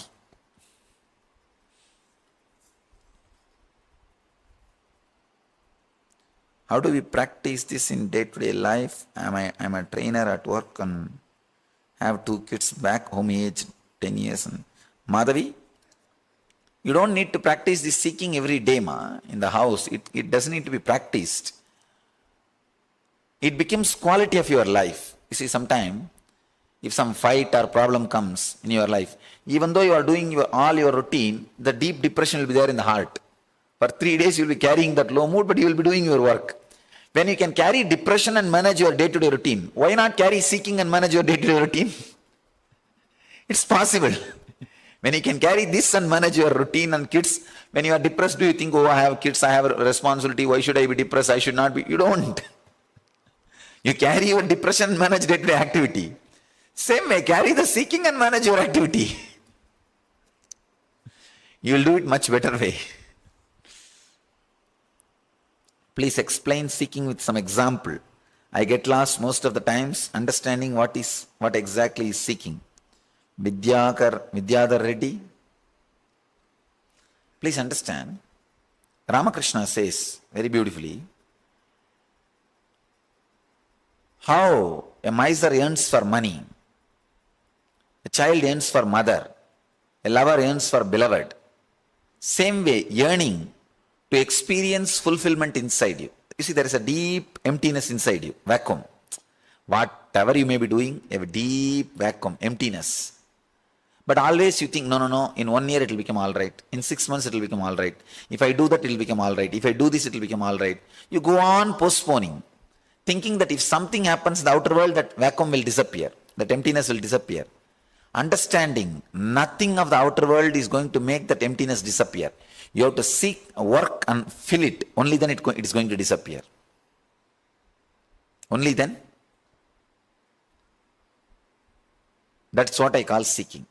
Understanding that emptiness will disappear only when you seek, find out and fulfill. Not through anything else. You see, house is useful to rest. Cart is useful to sleep. Car is useful to drive. But all these things put together cannot give you fulfillment in the inside. But you always have an illusion, all these things put together will give fulfillment inside me. No. You are expecting something from the things which those things can't give you. You are expecting it's like you are expecting mango fruit from coconut tree. Or you are expecting coconut from jackfruit tree. So, you are expecting fulfillment from the outer world. It's nothing but expecting mango fruit from coconut tree. You are expecting a totally different quality material from a different tree. It's not possible. So, seeking means you have to find out, you have to solve that emptiness or vacuumness by looking inside, not through anything else. Not through the unconscious restlessness. How can we be more receptive? Vidarka. Again, just Ramesh, I have another one question. I'll answer this question, you will understand this. Donna, wonderful. Her letter, she says she's doing the Life Bliss Engineering, this 3 months workshop. Last night I asked you for perfect vision at Darshan, Swamiji. In less than an hour, I found myself reading my notebook. I then realized my glasses were on top of my head. My vision gets better every moment. From this point onwards, I see the world through the grace of love. Grace and love of the Master. Deep gratitude. Love you. Actually, when you hugged me yesterday in the energy session, I saw such a deep vidarkama. Practically, your subtle body was coming out of your body to hug me. It was such a strong vidarka. I know for sure you will be healed. When you carry that vidarka, I know for sure you will be healed. That's why I said it will become all right from now. Do you remember the word? After the very word now, I think you are in ecstasy. You are not able to catch my words. You just caught only the idea which I was saying. Ramesh, it's you can't build this. Who put this question, Ramesh? You can't build vidarka. You only can be open. You can only avoid kudarka. Do one thing, avoid kudarka. Avoid constantly judging or criticizing or questioning. Just avoid that for these 2 days. That's all. Nothing else is required. The vidarka will just start growing in you. Vidarka, you can't make it grow. You only can create a situation where it can grow. Grass grows by itself. You can't quicken the process. But you can make the ambience. You can create the ambience where it can grow. If you remove the weeds, grass will grow. Just the kudarka means, let me tell you an example from my life. The young age, I used to play with one Ganesha statue. Have you read my biography? Did you? No. All right, I'll describe the incident. But for many people it will be old. Again and again you would have heard. Don't feel bored. Sometime I need to repeat the incidences for newcomers. I used to play with a small Ganesha statue. Every day morning, whatever I do, I'll do to that Ganesha also. I used to think that he's really there, alive, small boy. So, if I brush, I'll put the same tooth powder and that stick and brush his teeth also. Noon time, if I eat, I'll bring the same food and sit in front of him and try to tell him, I eat. And I'll eat that food. And if I lie down, I'll put him near my bed and put small blanket for him also. And if I feel hot, I'll fan not only for him, for me, for him also. Practically like I used to live with him. One day I went to the temple. The temple, one preacher, he was talking about one saint who gave food to Ganesha and Ganesha ate. It's a story of Nambiyandar Nambi, one enlightened saint from central Tamil Nadu, near a place called Chidambaram. You might have heard of that Chidambaram place, and the Nambiyandar Nambi. The story says that Nambiyandar Nambi, his father was a priest in a temple. Every day the father will go and do puja. One day the father fell sick and he told the son to go and do the puja. Son did puja and kept the Nevedyam, offering, and told Ganesha to eat, and Ganesha did not eat, and this guy was feeling, oh, I did some mistake, that's why you are not eating. He started crying. Even then Ganesha did not eat. Then he started hitting his head on the stone step, said that if you don't eat, my father will fire me. If you don't eat, I am not going to go back, I will die here itself. Then Ganesha appeared and ate the food. That's the story. When I heard the story, something clicked in me. In Kathopanishad there is a word, Shraddha Vivecha, means possessed by trust. Something happened in me. I was possessed by trust. I felt, when Nambiyandar Nambi can feed Ganesha, why not me? My Ganesha is not eating. So this is logic. When he can feed, why not me? Is logic. Is darka. When I came back, I decided I should make my Ganesha eat. But unfortunately, my grandmother always used to threaten the kids, if they don't eat, she will threaten them she will drop them into the well. The house well. My house is a giant family, lot of kids. And the grandmother's responsibility is feeding all the kids. If some kids don't eat, in the house, the villages, they will have a well, common well. She will take the child and show, hey, I'll throw you in the well if you don't eat. So this is what I have seen. So I thought I should also try the same technique on Ganesha. I took my Ganesha and said, hey, eat, otherwise I'll throw you in the well. But he is not budging. Then I thought I'll threaten him more strongly. I put him in the small bucket through which you take the water from the well. If you are from a village, you can understand the scene I am describing. Because nowadays in cities, no bucket or anything. It's all bore wells. Open well. You are from village? Then you can understand the scene, what I am describing. If you are from Indian village, each house will have a big well. Center of the house or the backyard of the house, and they will have a bucket and a rope through which they will fetch the water from the well. So I put that Ganesha into that bucket and dropped that bucket into the water, and almost near the water level, I will shout from above, hey, eat the food, otherwise I will drop you in the well. I thought he may not be able to hear my sound. I brought that funnel through which they pour the kerosene. I'll keep the funnel in my mouth and shout. Loudspeaker. Hey Ganesha, eat. And then I realized I have not kept the food. He might have changed his mind after touching the water level.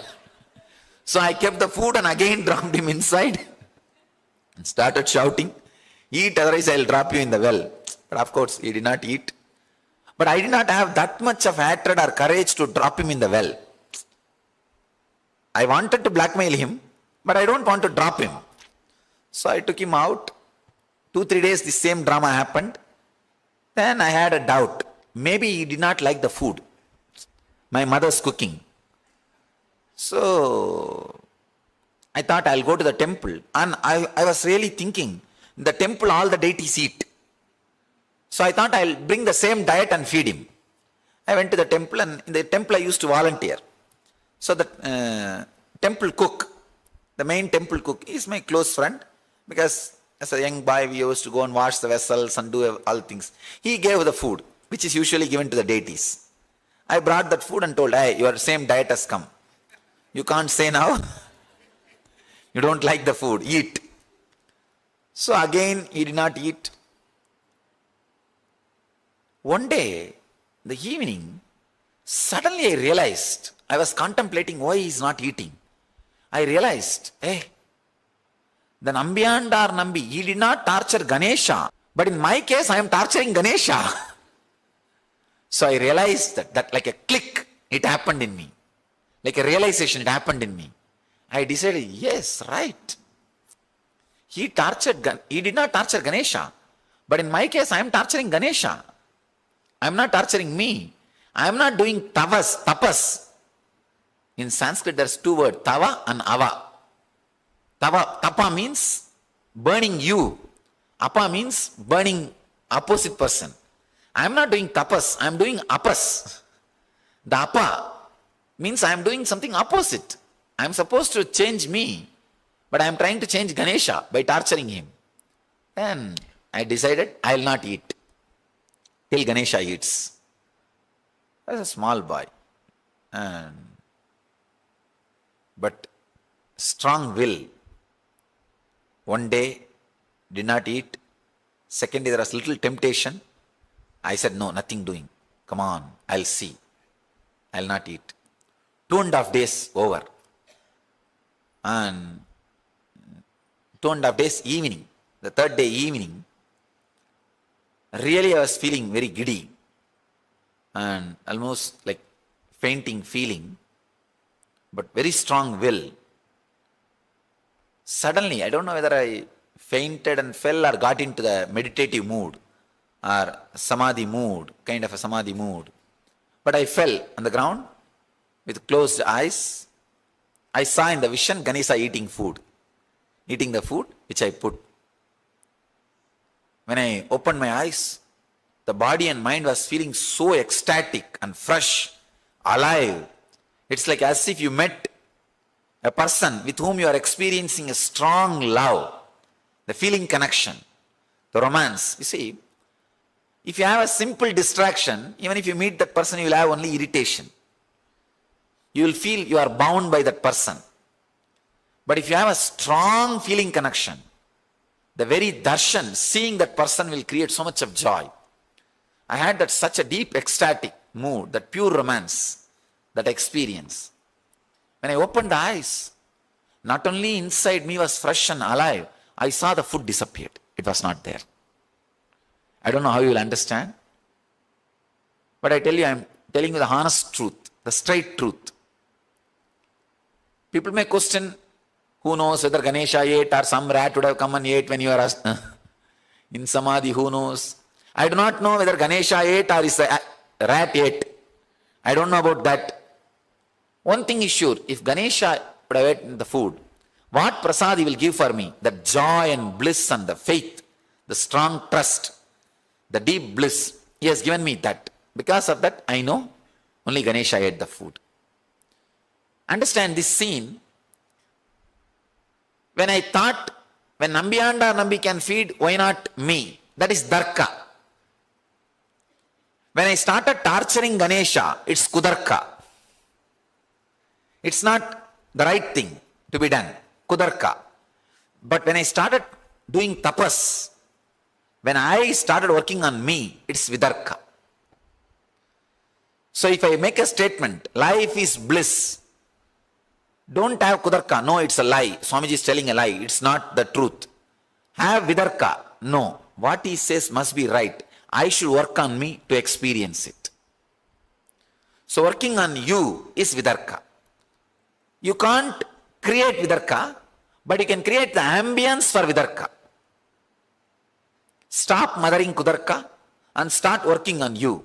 You will experience Vidarka. So if you torture Ganesha, if you try to put him in the well, it is Kudarka. Same thing. Many times people try to put my image into the well. Actually, you can't put me in the well. Even I can't put Ganesha into the well. I can put only Ganesha's image into the well. What I think as Ganesha, I can put it in the well. I can't put Ganesha into the well. Many times people try to put what they think of me into the well. But they don't understand. They can't put me in the well. Many times, these guys try to abuse me. If they can't connect, they try to abuse me. And I say, all right, forget about it. They miss it. They miss it. And I don't have a problem. It's like a Kudarka. The image which they have about me, they try to put that into the well. Actually, when I had the Kudarka, I was only suffering more. I was only suffering more. Ganesha never suffered. He was quite happy. Simply he was enjoying the whole drama. What is going on? Silly fellow. trying to put me into the well or put my image into the well. Not even me, put my image into the well. But when I turned into the Vidarka, even though I was not eating, I was not suffering. Understand? With Kudarka, even though you are trying to torture the other person, you will be suffering. Jaidev, sit straight. With Vidarka, even if you are trying to torture yourself, you will not be suffering. So don't mother Kudarka, don't mother the negative judging attitude, and try to create a space where you don't entertain Kudarka. That's all. Simply the Vidarka will grow.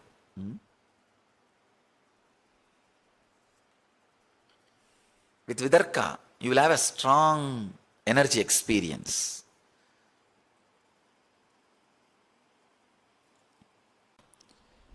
Is deep silence same as death? Murti, no. Murti Aduri? Vibrant silence, not dead silence.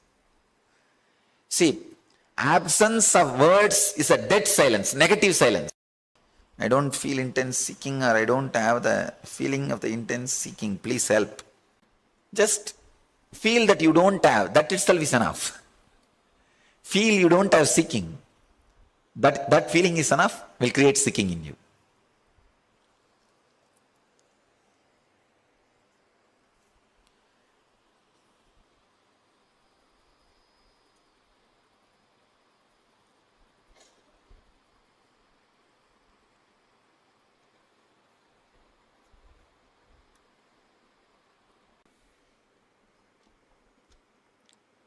The whole program is going to be based on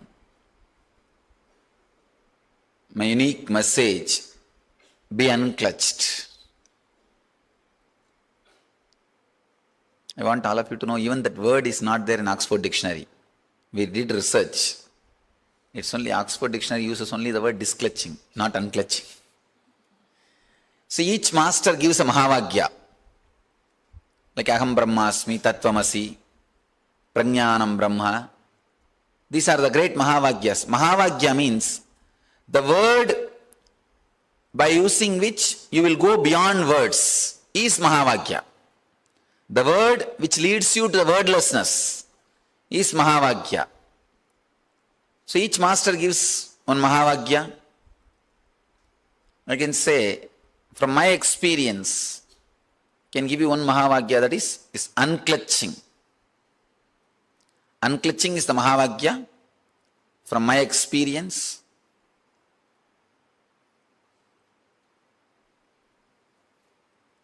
I'll explain the science in a very simple way, not in a complicated way, very simple way.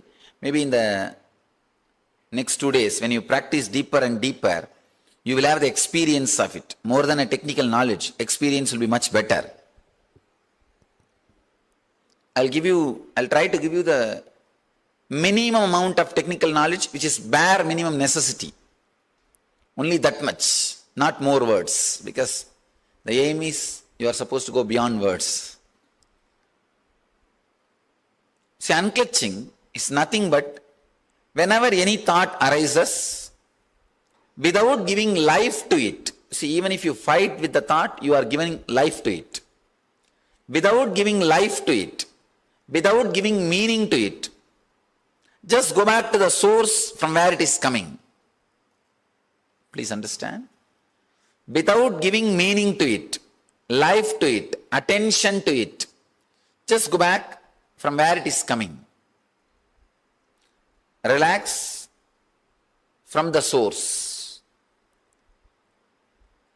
For example, if you close your eyes and sit, naturally some thought will come. When a thought arises, don't give life to it. Just say, unclutch. I am not going to support you. I am not going to mother you. I am not unclutching. After a few seconds, again some thought will come. Again you will say, unclutched. After a few minutes, this unclutching idea will become one more thought. Unclutch from that. Unclutch from that. Means every moment you have to be completely aware, bright, what is going on inside you. Automatically every moment you will become aware, because the moment you relax, unclutching will become one more thought. Unclutching, unclutching, unclutching, like a mantra. Unclutch, unclutch, unclutch, unclutch, unclutch, unclutch, unclutch. So only if you are aware, you will unclutch from that too. I'll take you to the deeper and deeper levels of unclutching in these 2 days. The whole thing is unclutching and infusing intense silence into all the 5 layers. That is what you are going to do in these 2 days. One thing I am sure, having the glimpse of Jivan Mukti is one thing. Apart from that, this intense silence and unclutching will heal your body thoroughly. It will thoroughly heal your body and mind. That I can be sure. It will just heal your body and mind, because you never experience such a stress-free silent zone in your life. A rare opportunity. These 2 days, experience that stress-free, deep silent zone. Please understand the science. I am describing once more about this unclutching. Whenever any thought arises, without giving meaning to it, power to it, without going behind that word or the thought, just remember unclutch. Just remember the idea of unclutching. After a few times you will see, you don't even need to use the word unclutch. Just the idea unclutch is enough. You will be able to unclutch. Now first we will work on the physical body, Annamaya Kosha. 3 steps. First, we will boil, means get all the engrams you store, the stress and difficulties you store in your muscles, get them out. Then unclutch from the body. Then enter into the deep silence. 3 steps.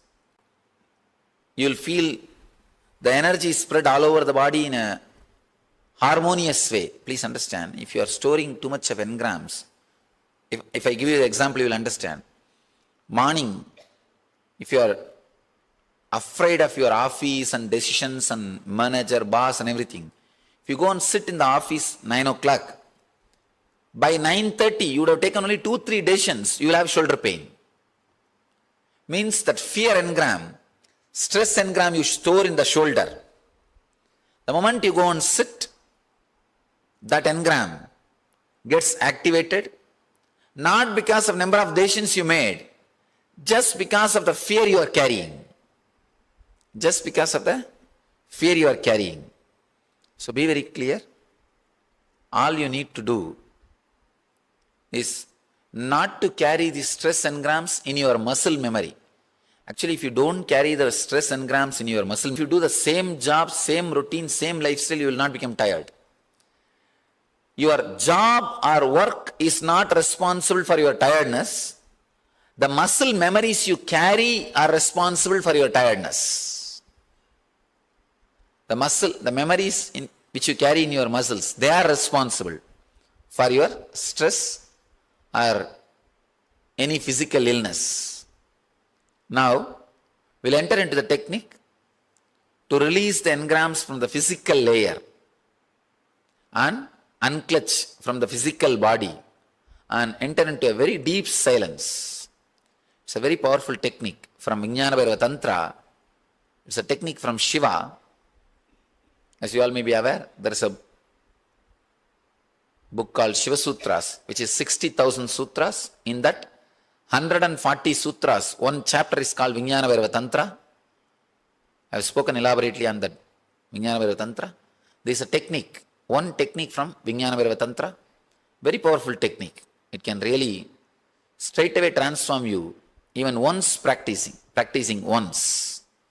I am not even saying this technique needs to be done every day. Even once is enough. See, I classify techniques into 2-3 categories. Techniques, if you do it once in the presence of master, that's enough. Technique, if you do it just once without even the master's presence, that's enough. Techniques which you need to do every day. technique which you need to do every day is Nitya Dhyan. These techniques, if you do it once in the presence of master, that is enough. It will heal you and release many stresses and stressful engrams.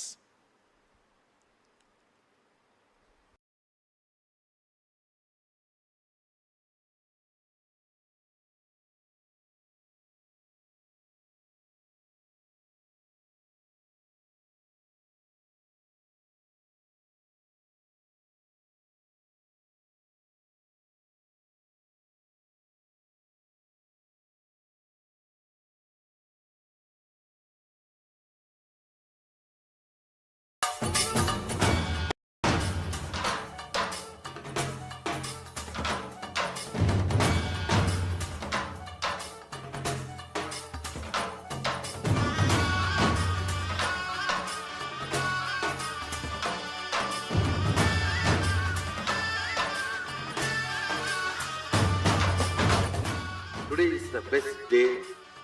Sadashiva appears for Brahma and Vishnu early morning in the form of light shaft. Means the consciousness which is beyond time and space enters into time and space. Sadashiva declares, let me become many to celebrate myself. So morning, we celebrate he becoming many. You can see every deity, every god, we go on light the lamp. So each, the Sadashiva himself becomes many. So whole campus we went round. It was such high energy. So again the many becomes one. Not only spiritually, even socially, this celebration forms a very important part of my life, because this is the only celebration I enjoyed from my birth, at least in this body.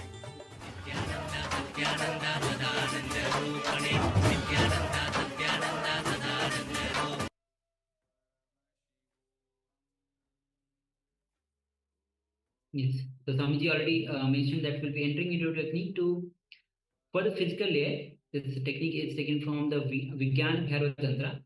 As you know, Shiva has given 112 techniques. So this is the technique from Shiva Sutras, a technique to release the engrams from the physical layer that we are about to enter into. So Swami says that three kinds of technique. One technique which you need to do daily, like Nithyananda. Technique which you do once in the presence of master, and technique which you don't need even master present. So yes, Swamiji's presence is. So now we'll be entering into a technique for the Annamaya Kosha, because as just now Swamiji revealed on the Annamaya Kosha, the physical layer. So this is taken from the Vijnana Tantra. So please come to the space of listening.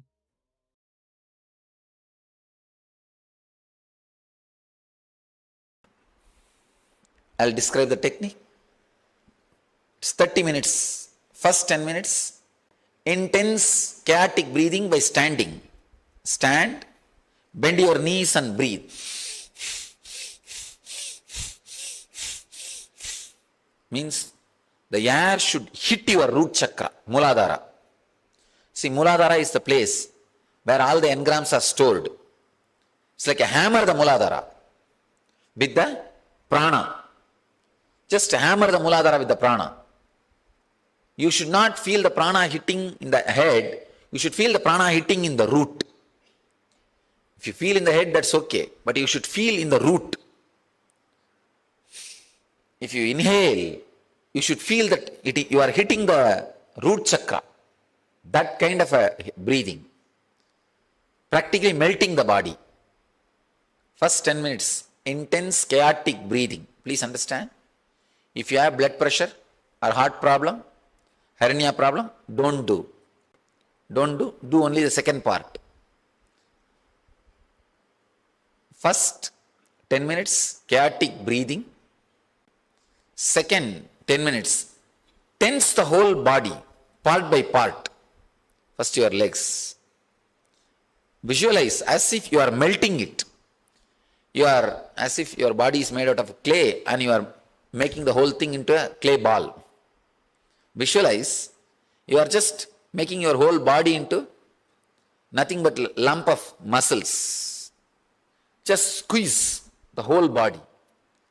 Just tense it very intensely. Part by part, part by part, part by part. You will awaken all the stress engrams in your body. Part by part, tense it. Then the third part, unclench. Unclench completely from whatever is happening inside and outside your body. I'll guide you step by step. Please understand the technique once more. First 10 minutes, intense chaotic breathing. Do not do if you have hernia problem, heart problem or blood pressure. Please don't do. Or any other serious illness like recently you had a surgery, that kind of illness. Anybody? Please raise your hand. Recently I had surgery or high blood pressure or heart problem. Don't do. Otherwise, you can do. The second thing, a pregnant women, that is not a problem. Anybody pregnant, carrying? Pregnant women will not have problem with the breathing. They will have only problem with the humming. So only humming should not be done by the pregnant women. So, first part, chaotic breathing. Second part, tense your whole body intensely. Don't think it's like a dukkha-harana. No. There is a change. It's a different technique. Intensely tense your body, step by step, part by part, part by part, part by part. And the third, just sit and unclench. I'll guide you. Yes. Little loud. Give the mic. Do it with nervous disorder? No, you can do, no problem, no problem. Don't bother. Actually, it will heal you. It will help you and heal you. That chaotic breathing, do as much as you can. Don't force yourself. Do as much as you can. It will really heal you. All right, please spread all over the hall. Please spread all over the hall and tie the ribbon.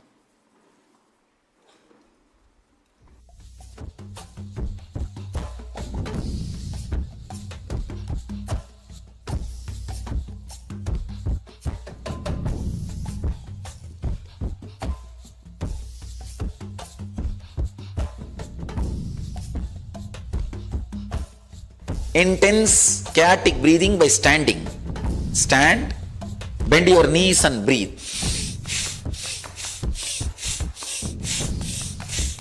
Means the air should hit your root chakra, Muladhara. See, Muladhara is the place where all the engrams are stored. It's like a hammer, the Muladhara, with the prana. Just hammer the Muladhara with the prana. You should not feel the prana hitting in the head. You should feel the prana hitting in the root. If you feel in the head, that's okay. But you should feel in the root. If you inhale, you should feel that you are hitting the root chakra. That kind of a breathing. Practically melting the body. First 10 minutes, intense chaotic breathing. Please understand. If you have blood pressure or heart problem, hernia problem, don't do.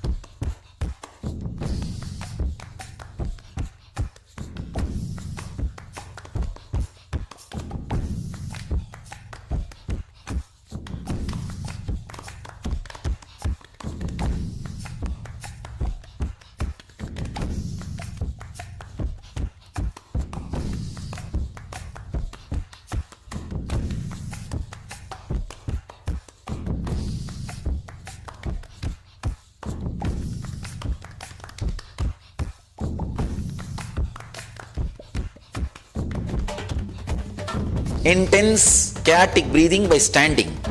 Stand, bend your knees and breathe.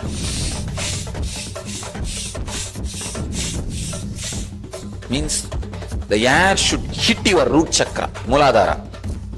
See, Muladhara is the place where all the engrams are stored. It's like a hammer, the Muladhara, with the prana. Just hammer the Muladhara with the prana. You should not feel the prana hitting in the head. You should feel the prana hitting in the root. If you feel in the head, that's okay. But you should feel in the root. If you inhale, you should feel that you are hitting the root chakra. That kind of a breathing. Practically melting the body. First 10 minutes, intense chaotic breathing. Please understand. If you have blood pressure or heart problem, hernia problem, don't do.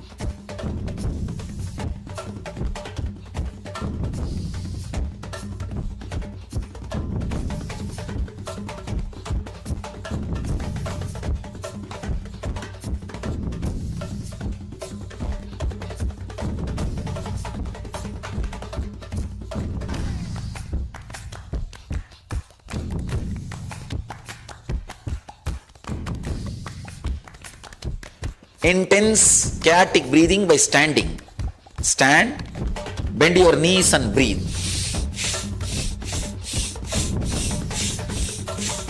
Means the air should hit your root chakra, Muladhara.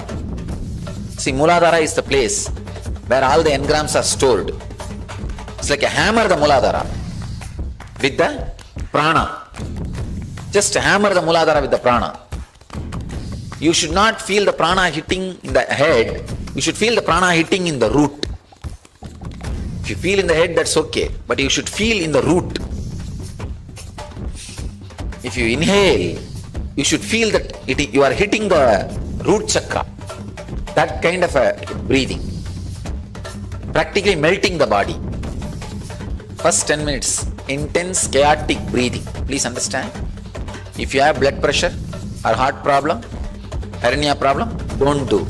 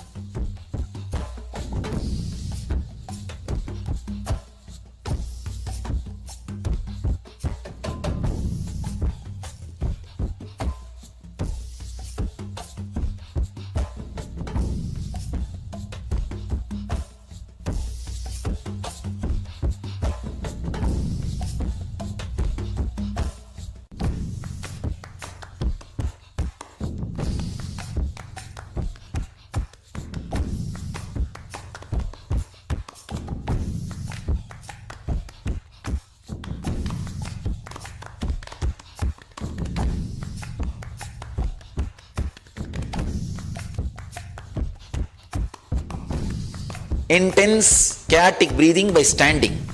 Stand, bend your knees and breathe.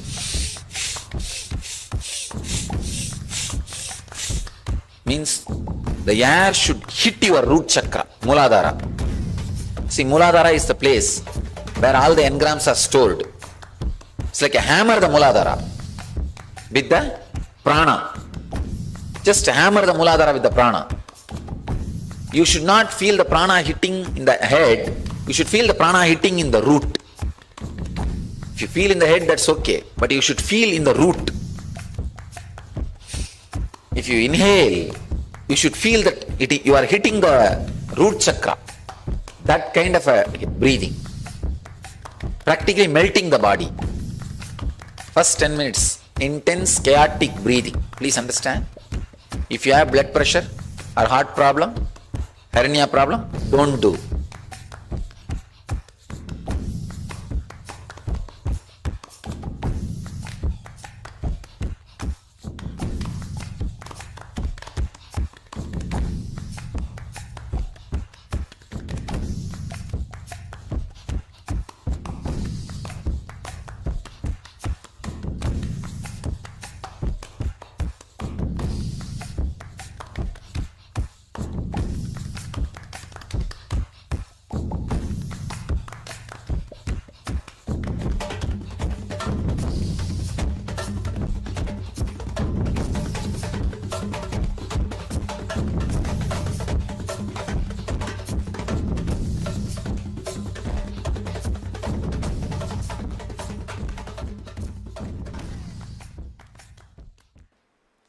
Second 10 minutes, tense the whole body, part by part.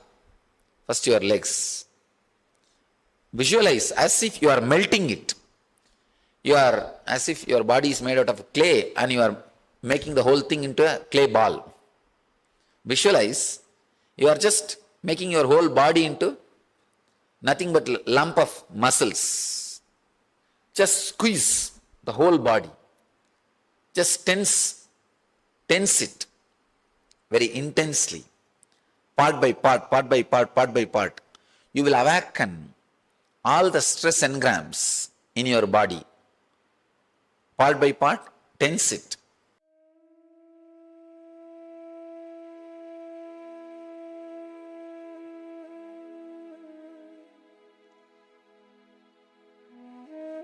Tense the whole body, part by part. First your legs. Visualize as if you are melting it. You are as if your body is made out of clay and you are making the whole thing into a clay ball.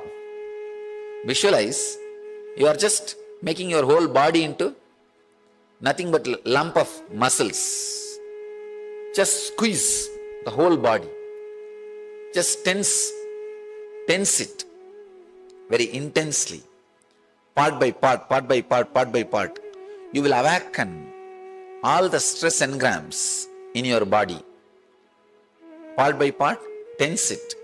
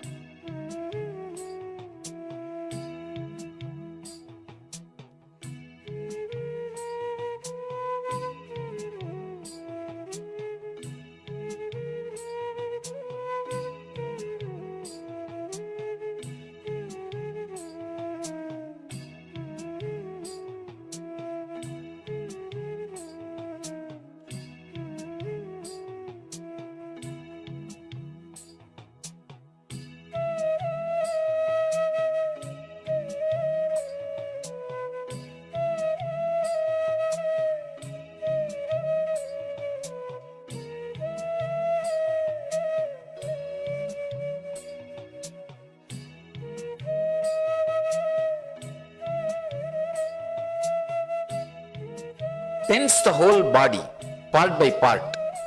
First your legs. Visualize as if you are melting it. You are as if your body is made out of clay and you are making the whole thing into a clay ball. Visualize you are just making your whole body into nothing but lump of muscles. Just squeeze the whole body. Just tense it very intensely. Part by part, part by part, part by part. You will awaken all the stress engrams in your body. Part by part, tense it.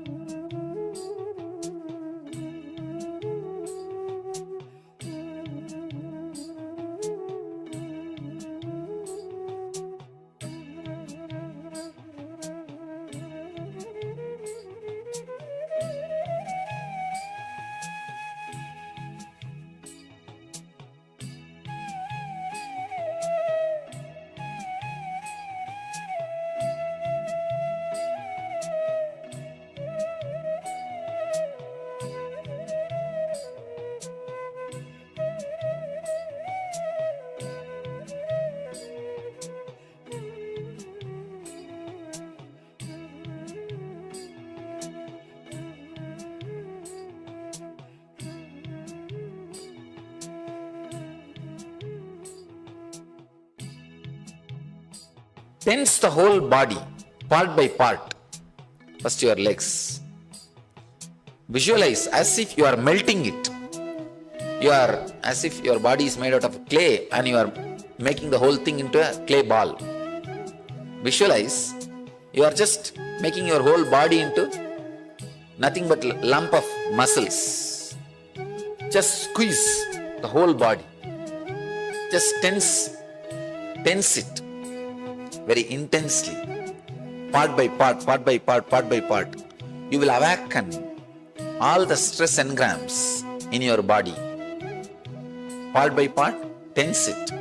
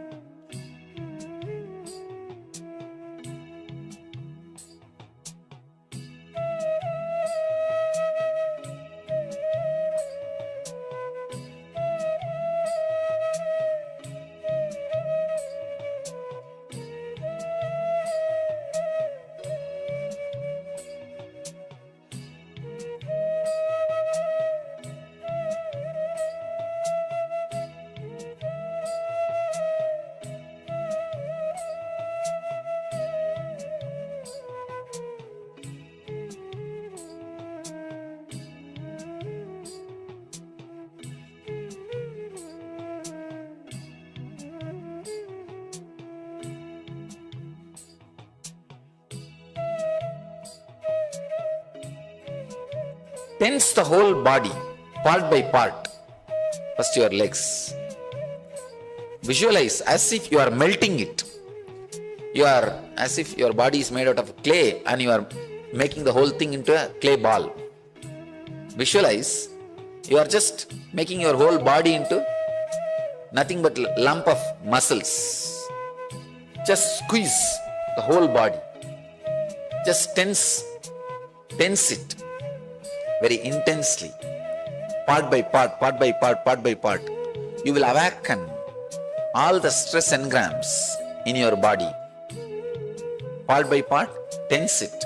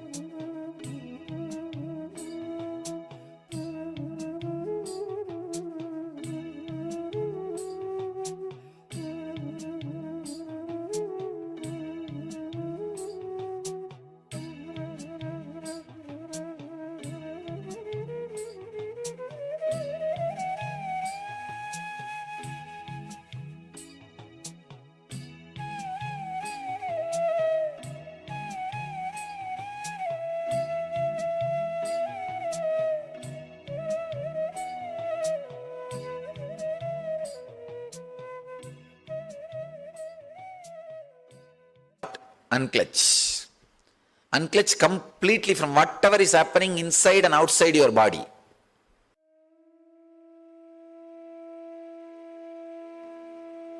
Just sit and unclutch.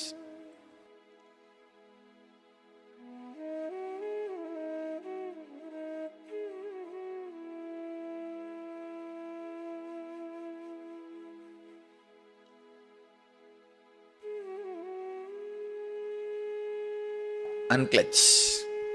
Unclutch completely from whatever is happening inside and outside your body.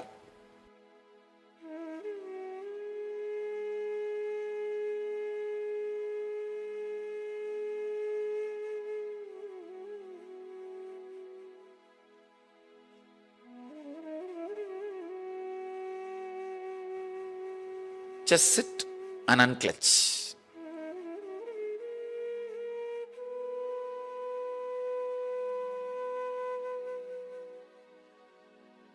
Unclutch. Unclutch completely from whatever is happening inside and outside your body.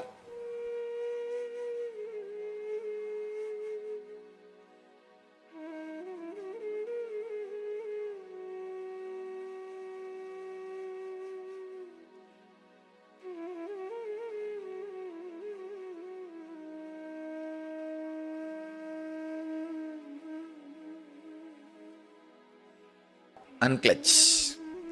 Unclutch completely from whatever is happening inside and outside your body.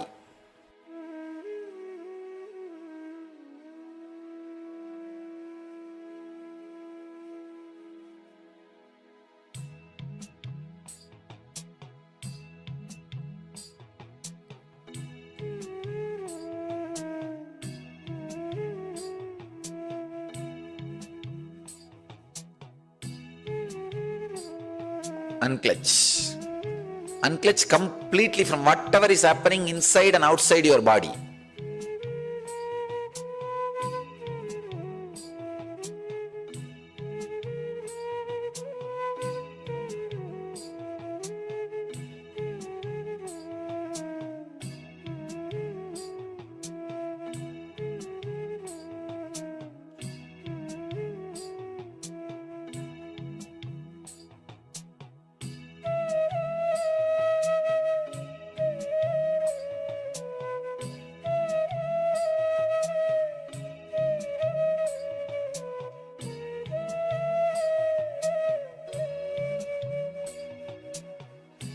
Just sit and unclutch.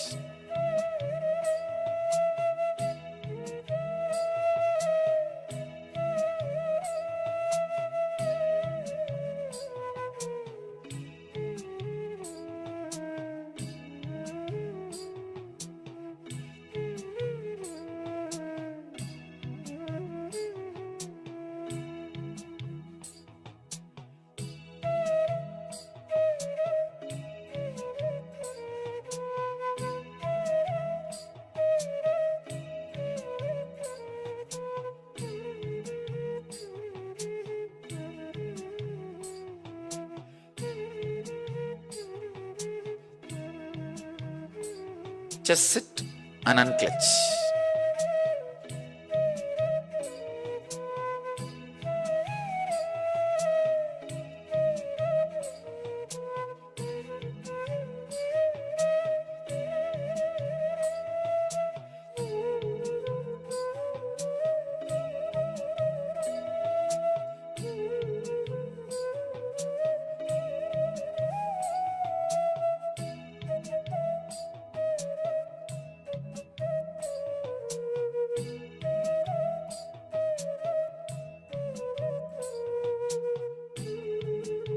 Unclench.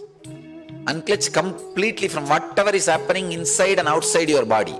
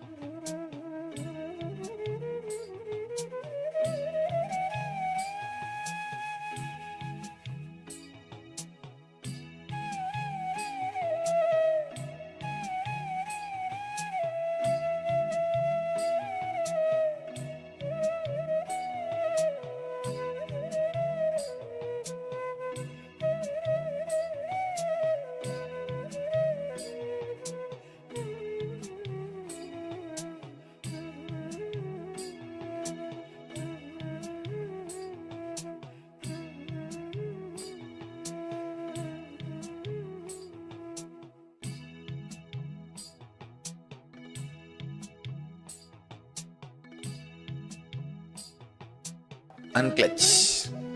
Unclench completely from whatever is happening inside and outside your body.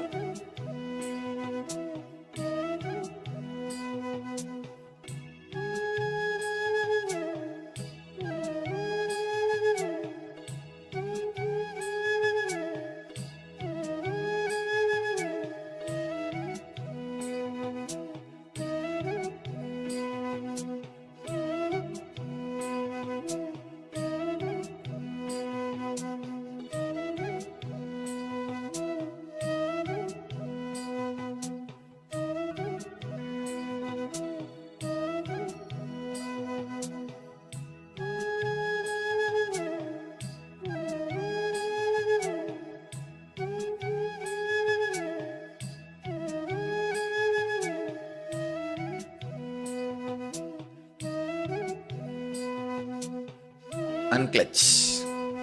Unclench completely from whatever is happening inside and outside your body.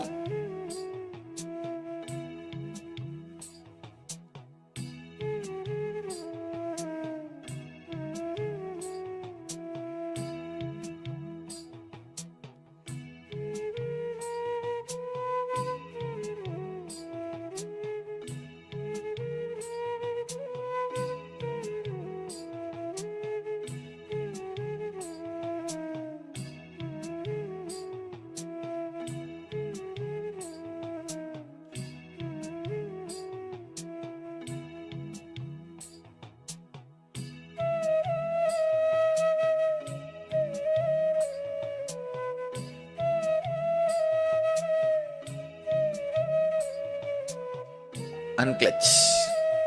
Unclench completely from whatever is happening inside and outside your body.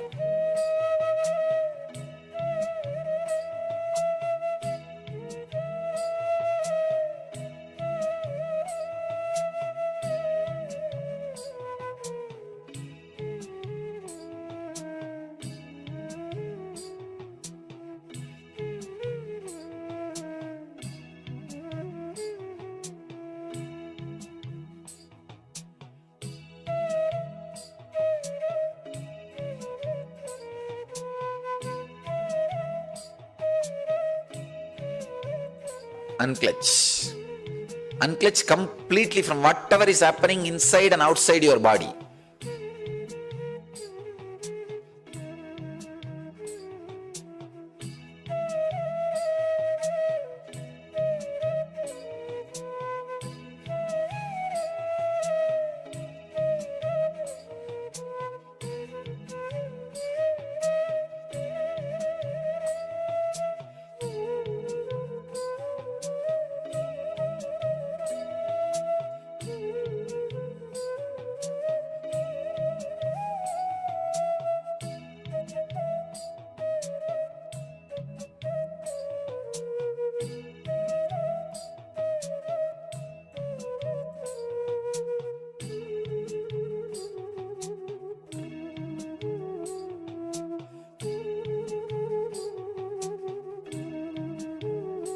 unclutch.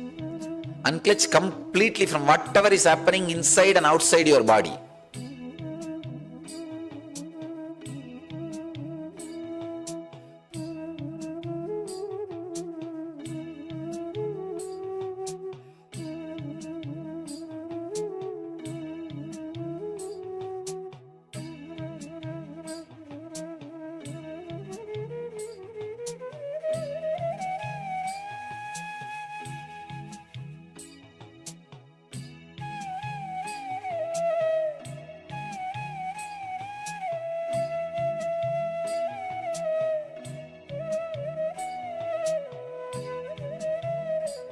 Unclutch. Unclutch completely from whatever is happening inside and outside your body.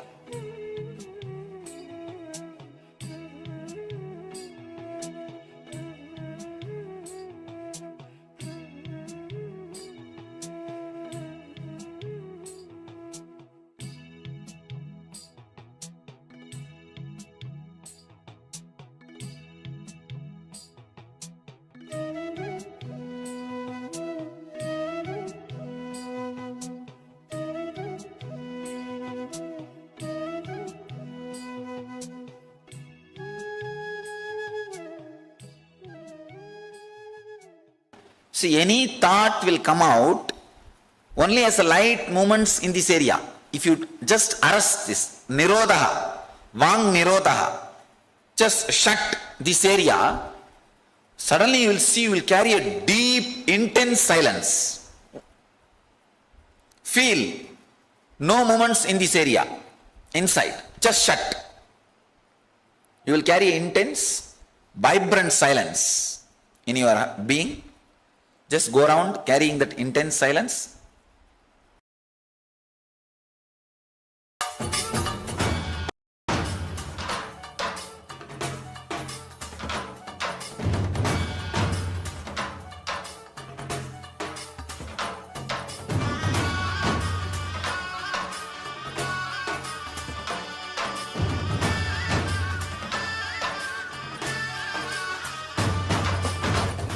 Today is the best day.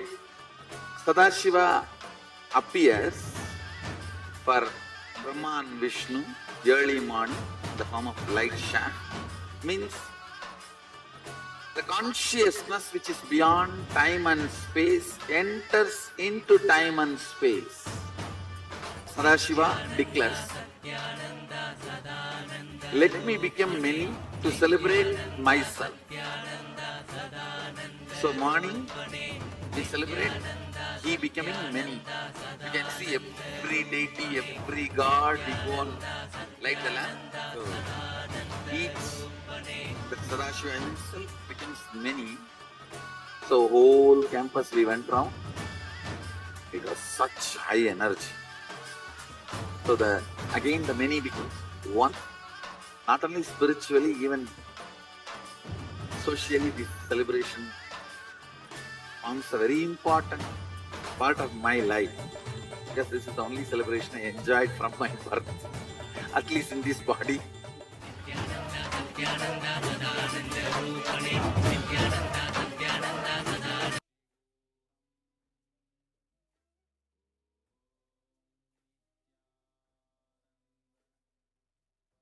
Yes, welcome back. We are about to move into the power manifestation segment once again. Just before we do so, I'd like to welcome Rowan Rishito. Welcome, Nithyananda. Welcome. So, has just joined us for the Paramashivoham Level 1 program. This is day number 7. All right. So, as mentioned, we're about to move into the power manifestation segment once again. And today's power manifestation is the power of quantum memory. Now, as I mentioned before, even though we say memory, it is not actually using your physical memory. It's not using your mind. It is about connecting to Swamiji and asking for direct download from the cosmic archives. So we connect to the page. So we will be displaying a page from the book, The Science of Living Enlightenment by the Supreme Pontiff of Hinduism. And just by connecting to the page for a few moments, for a few seconds, once we connect to that page, we ask Swamiji to reveal the information that is on that page. So we download, we go beyond the mind, beyond the memory as such. So that's why it's quantum memory. It is beyond the memory. And we download directly from the cosmic archives. So let us get ready. Requesting everyone to sit comfortably with the head, neck, and spine in a straight line. You don't need to cover your eyes. For this, you will need to have a look at the page itself. But as mentioned, don't try to read. Please don't try to read. If you try to read, you engage the mind. And the mind has nothing to do with the power manifestation. It is all about the space of oneness. So we will display the page for just a few seconds. In fact, let us do that now.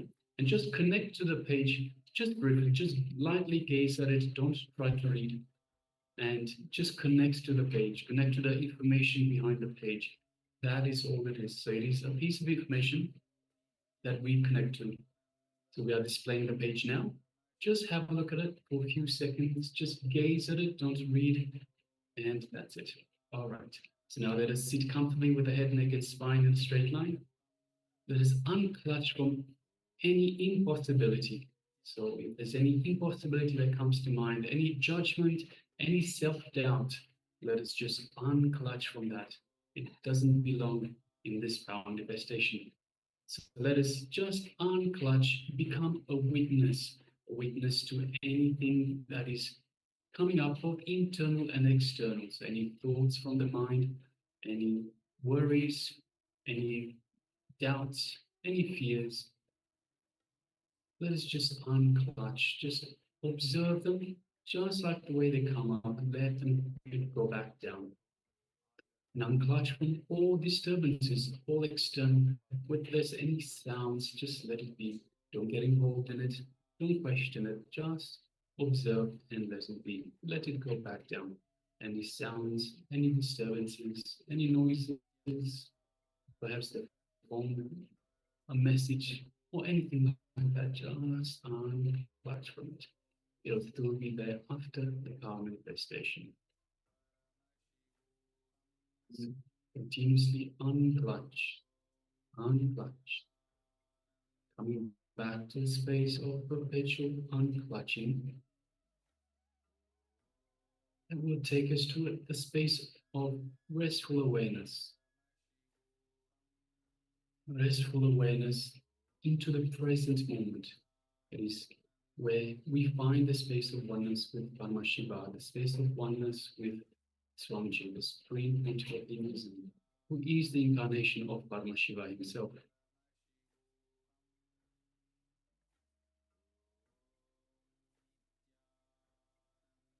Let us connect to Swamiji in our inner space, which is the area just below the heart center, the Ananda Gandha.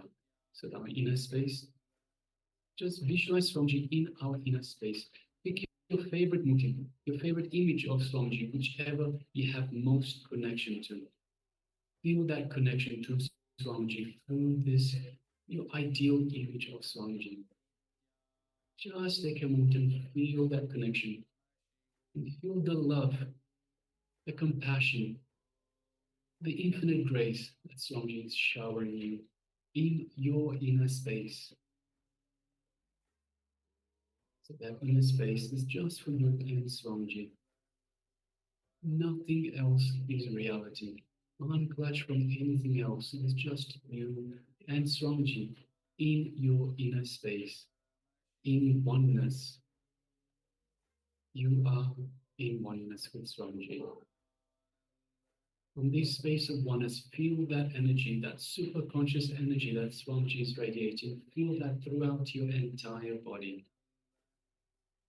Push it out to every corner of your body, every single one of your cells, the trillions of cells that you have in your body, feeling rejuvenated, feeling alive with this super conscious energy. You are one with Swamiji.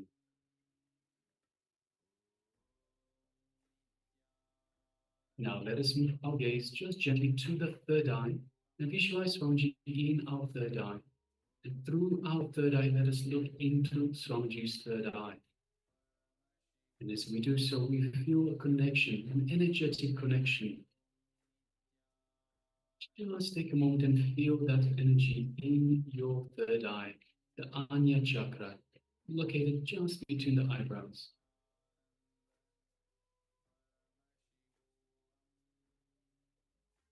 Now, through this connection with Swamiji, you will put the page that you've connected to in your third eye, and you'll ask Swamiji to give us the information that is in this page from the Living Enlightenment, the Science of Living Enlightenment book. Let us start chanting the Mahavakya. Om Nithyananda Paramashivoham. Om Nithyananda Paramashivoham. Om Nithyananda Paramashivoham. Yes, continue chanting the Mahavakya from this space of oneness with Swamiji, and from this connection to Swamiji's third eye, where you would put the question for this page that you connected to. Let us start manifesting this power of quantum memory, downloading great amount of data from the cosmic archives directly. Let us begin.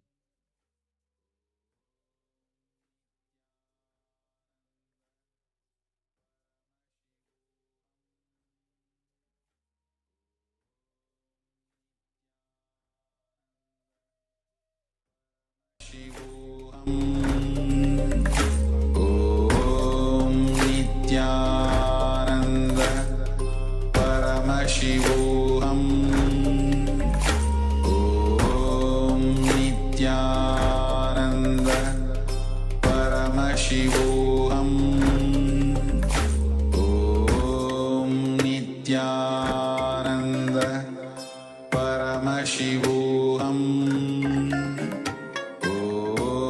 Om Nithyananda Paramashivoham.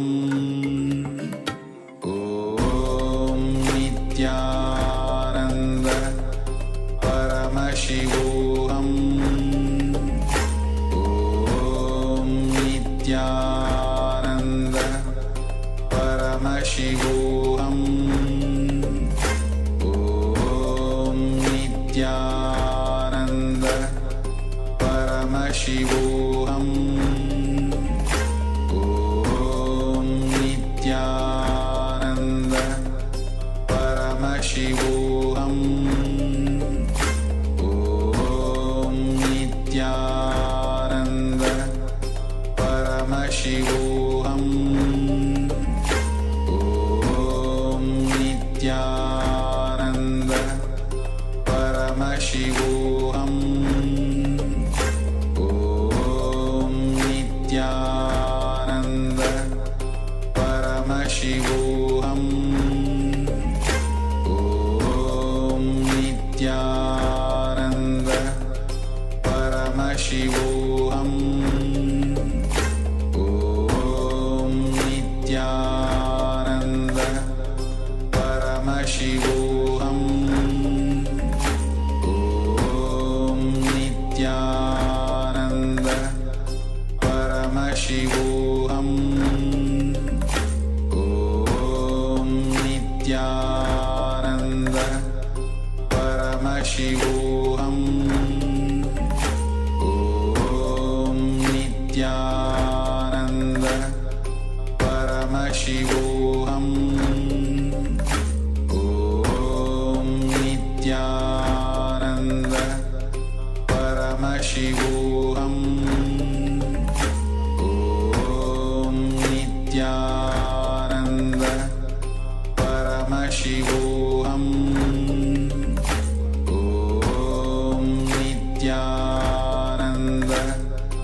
Paramashivoham. Om Nithyananda Paramashivoham. Om Nithyananda Paramashivoham. Om Nithyananda Paramashivoham. Om Nithyananda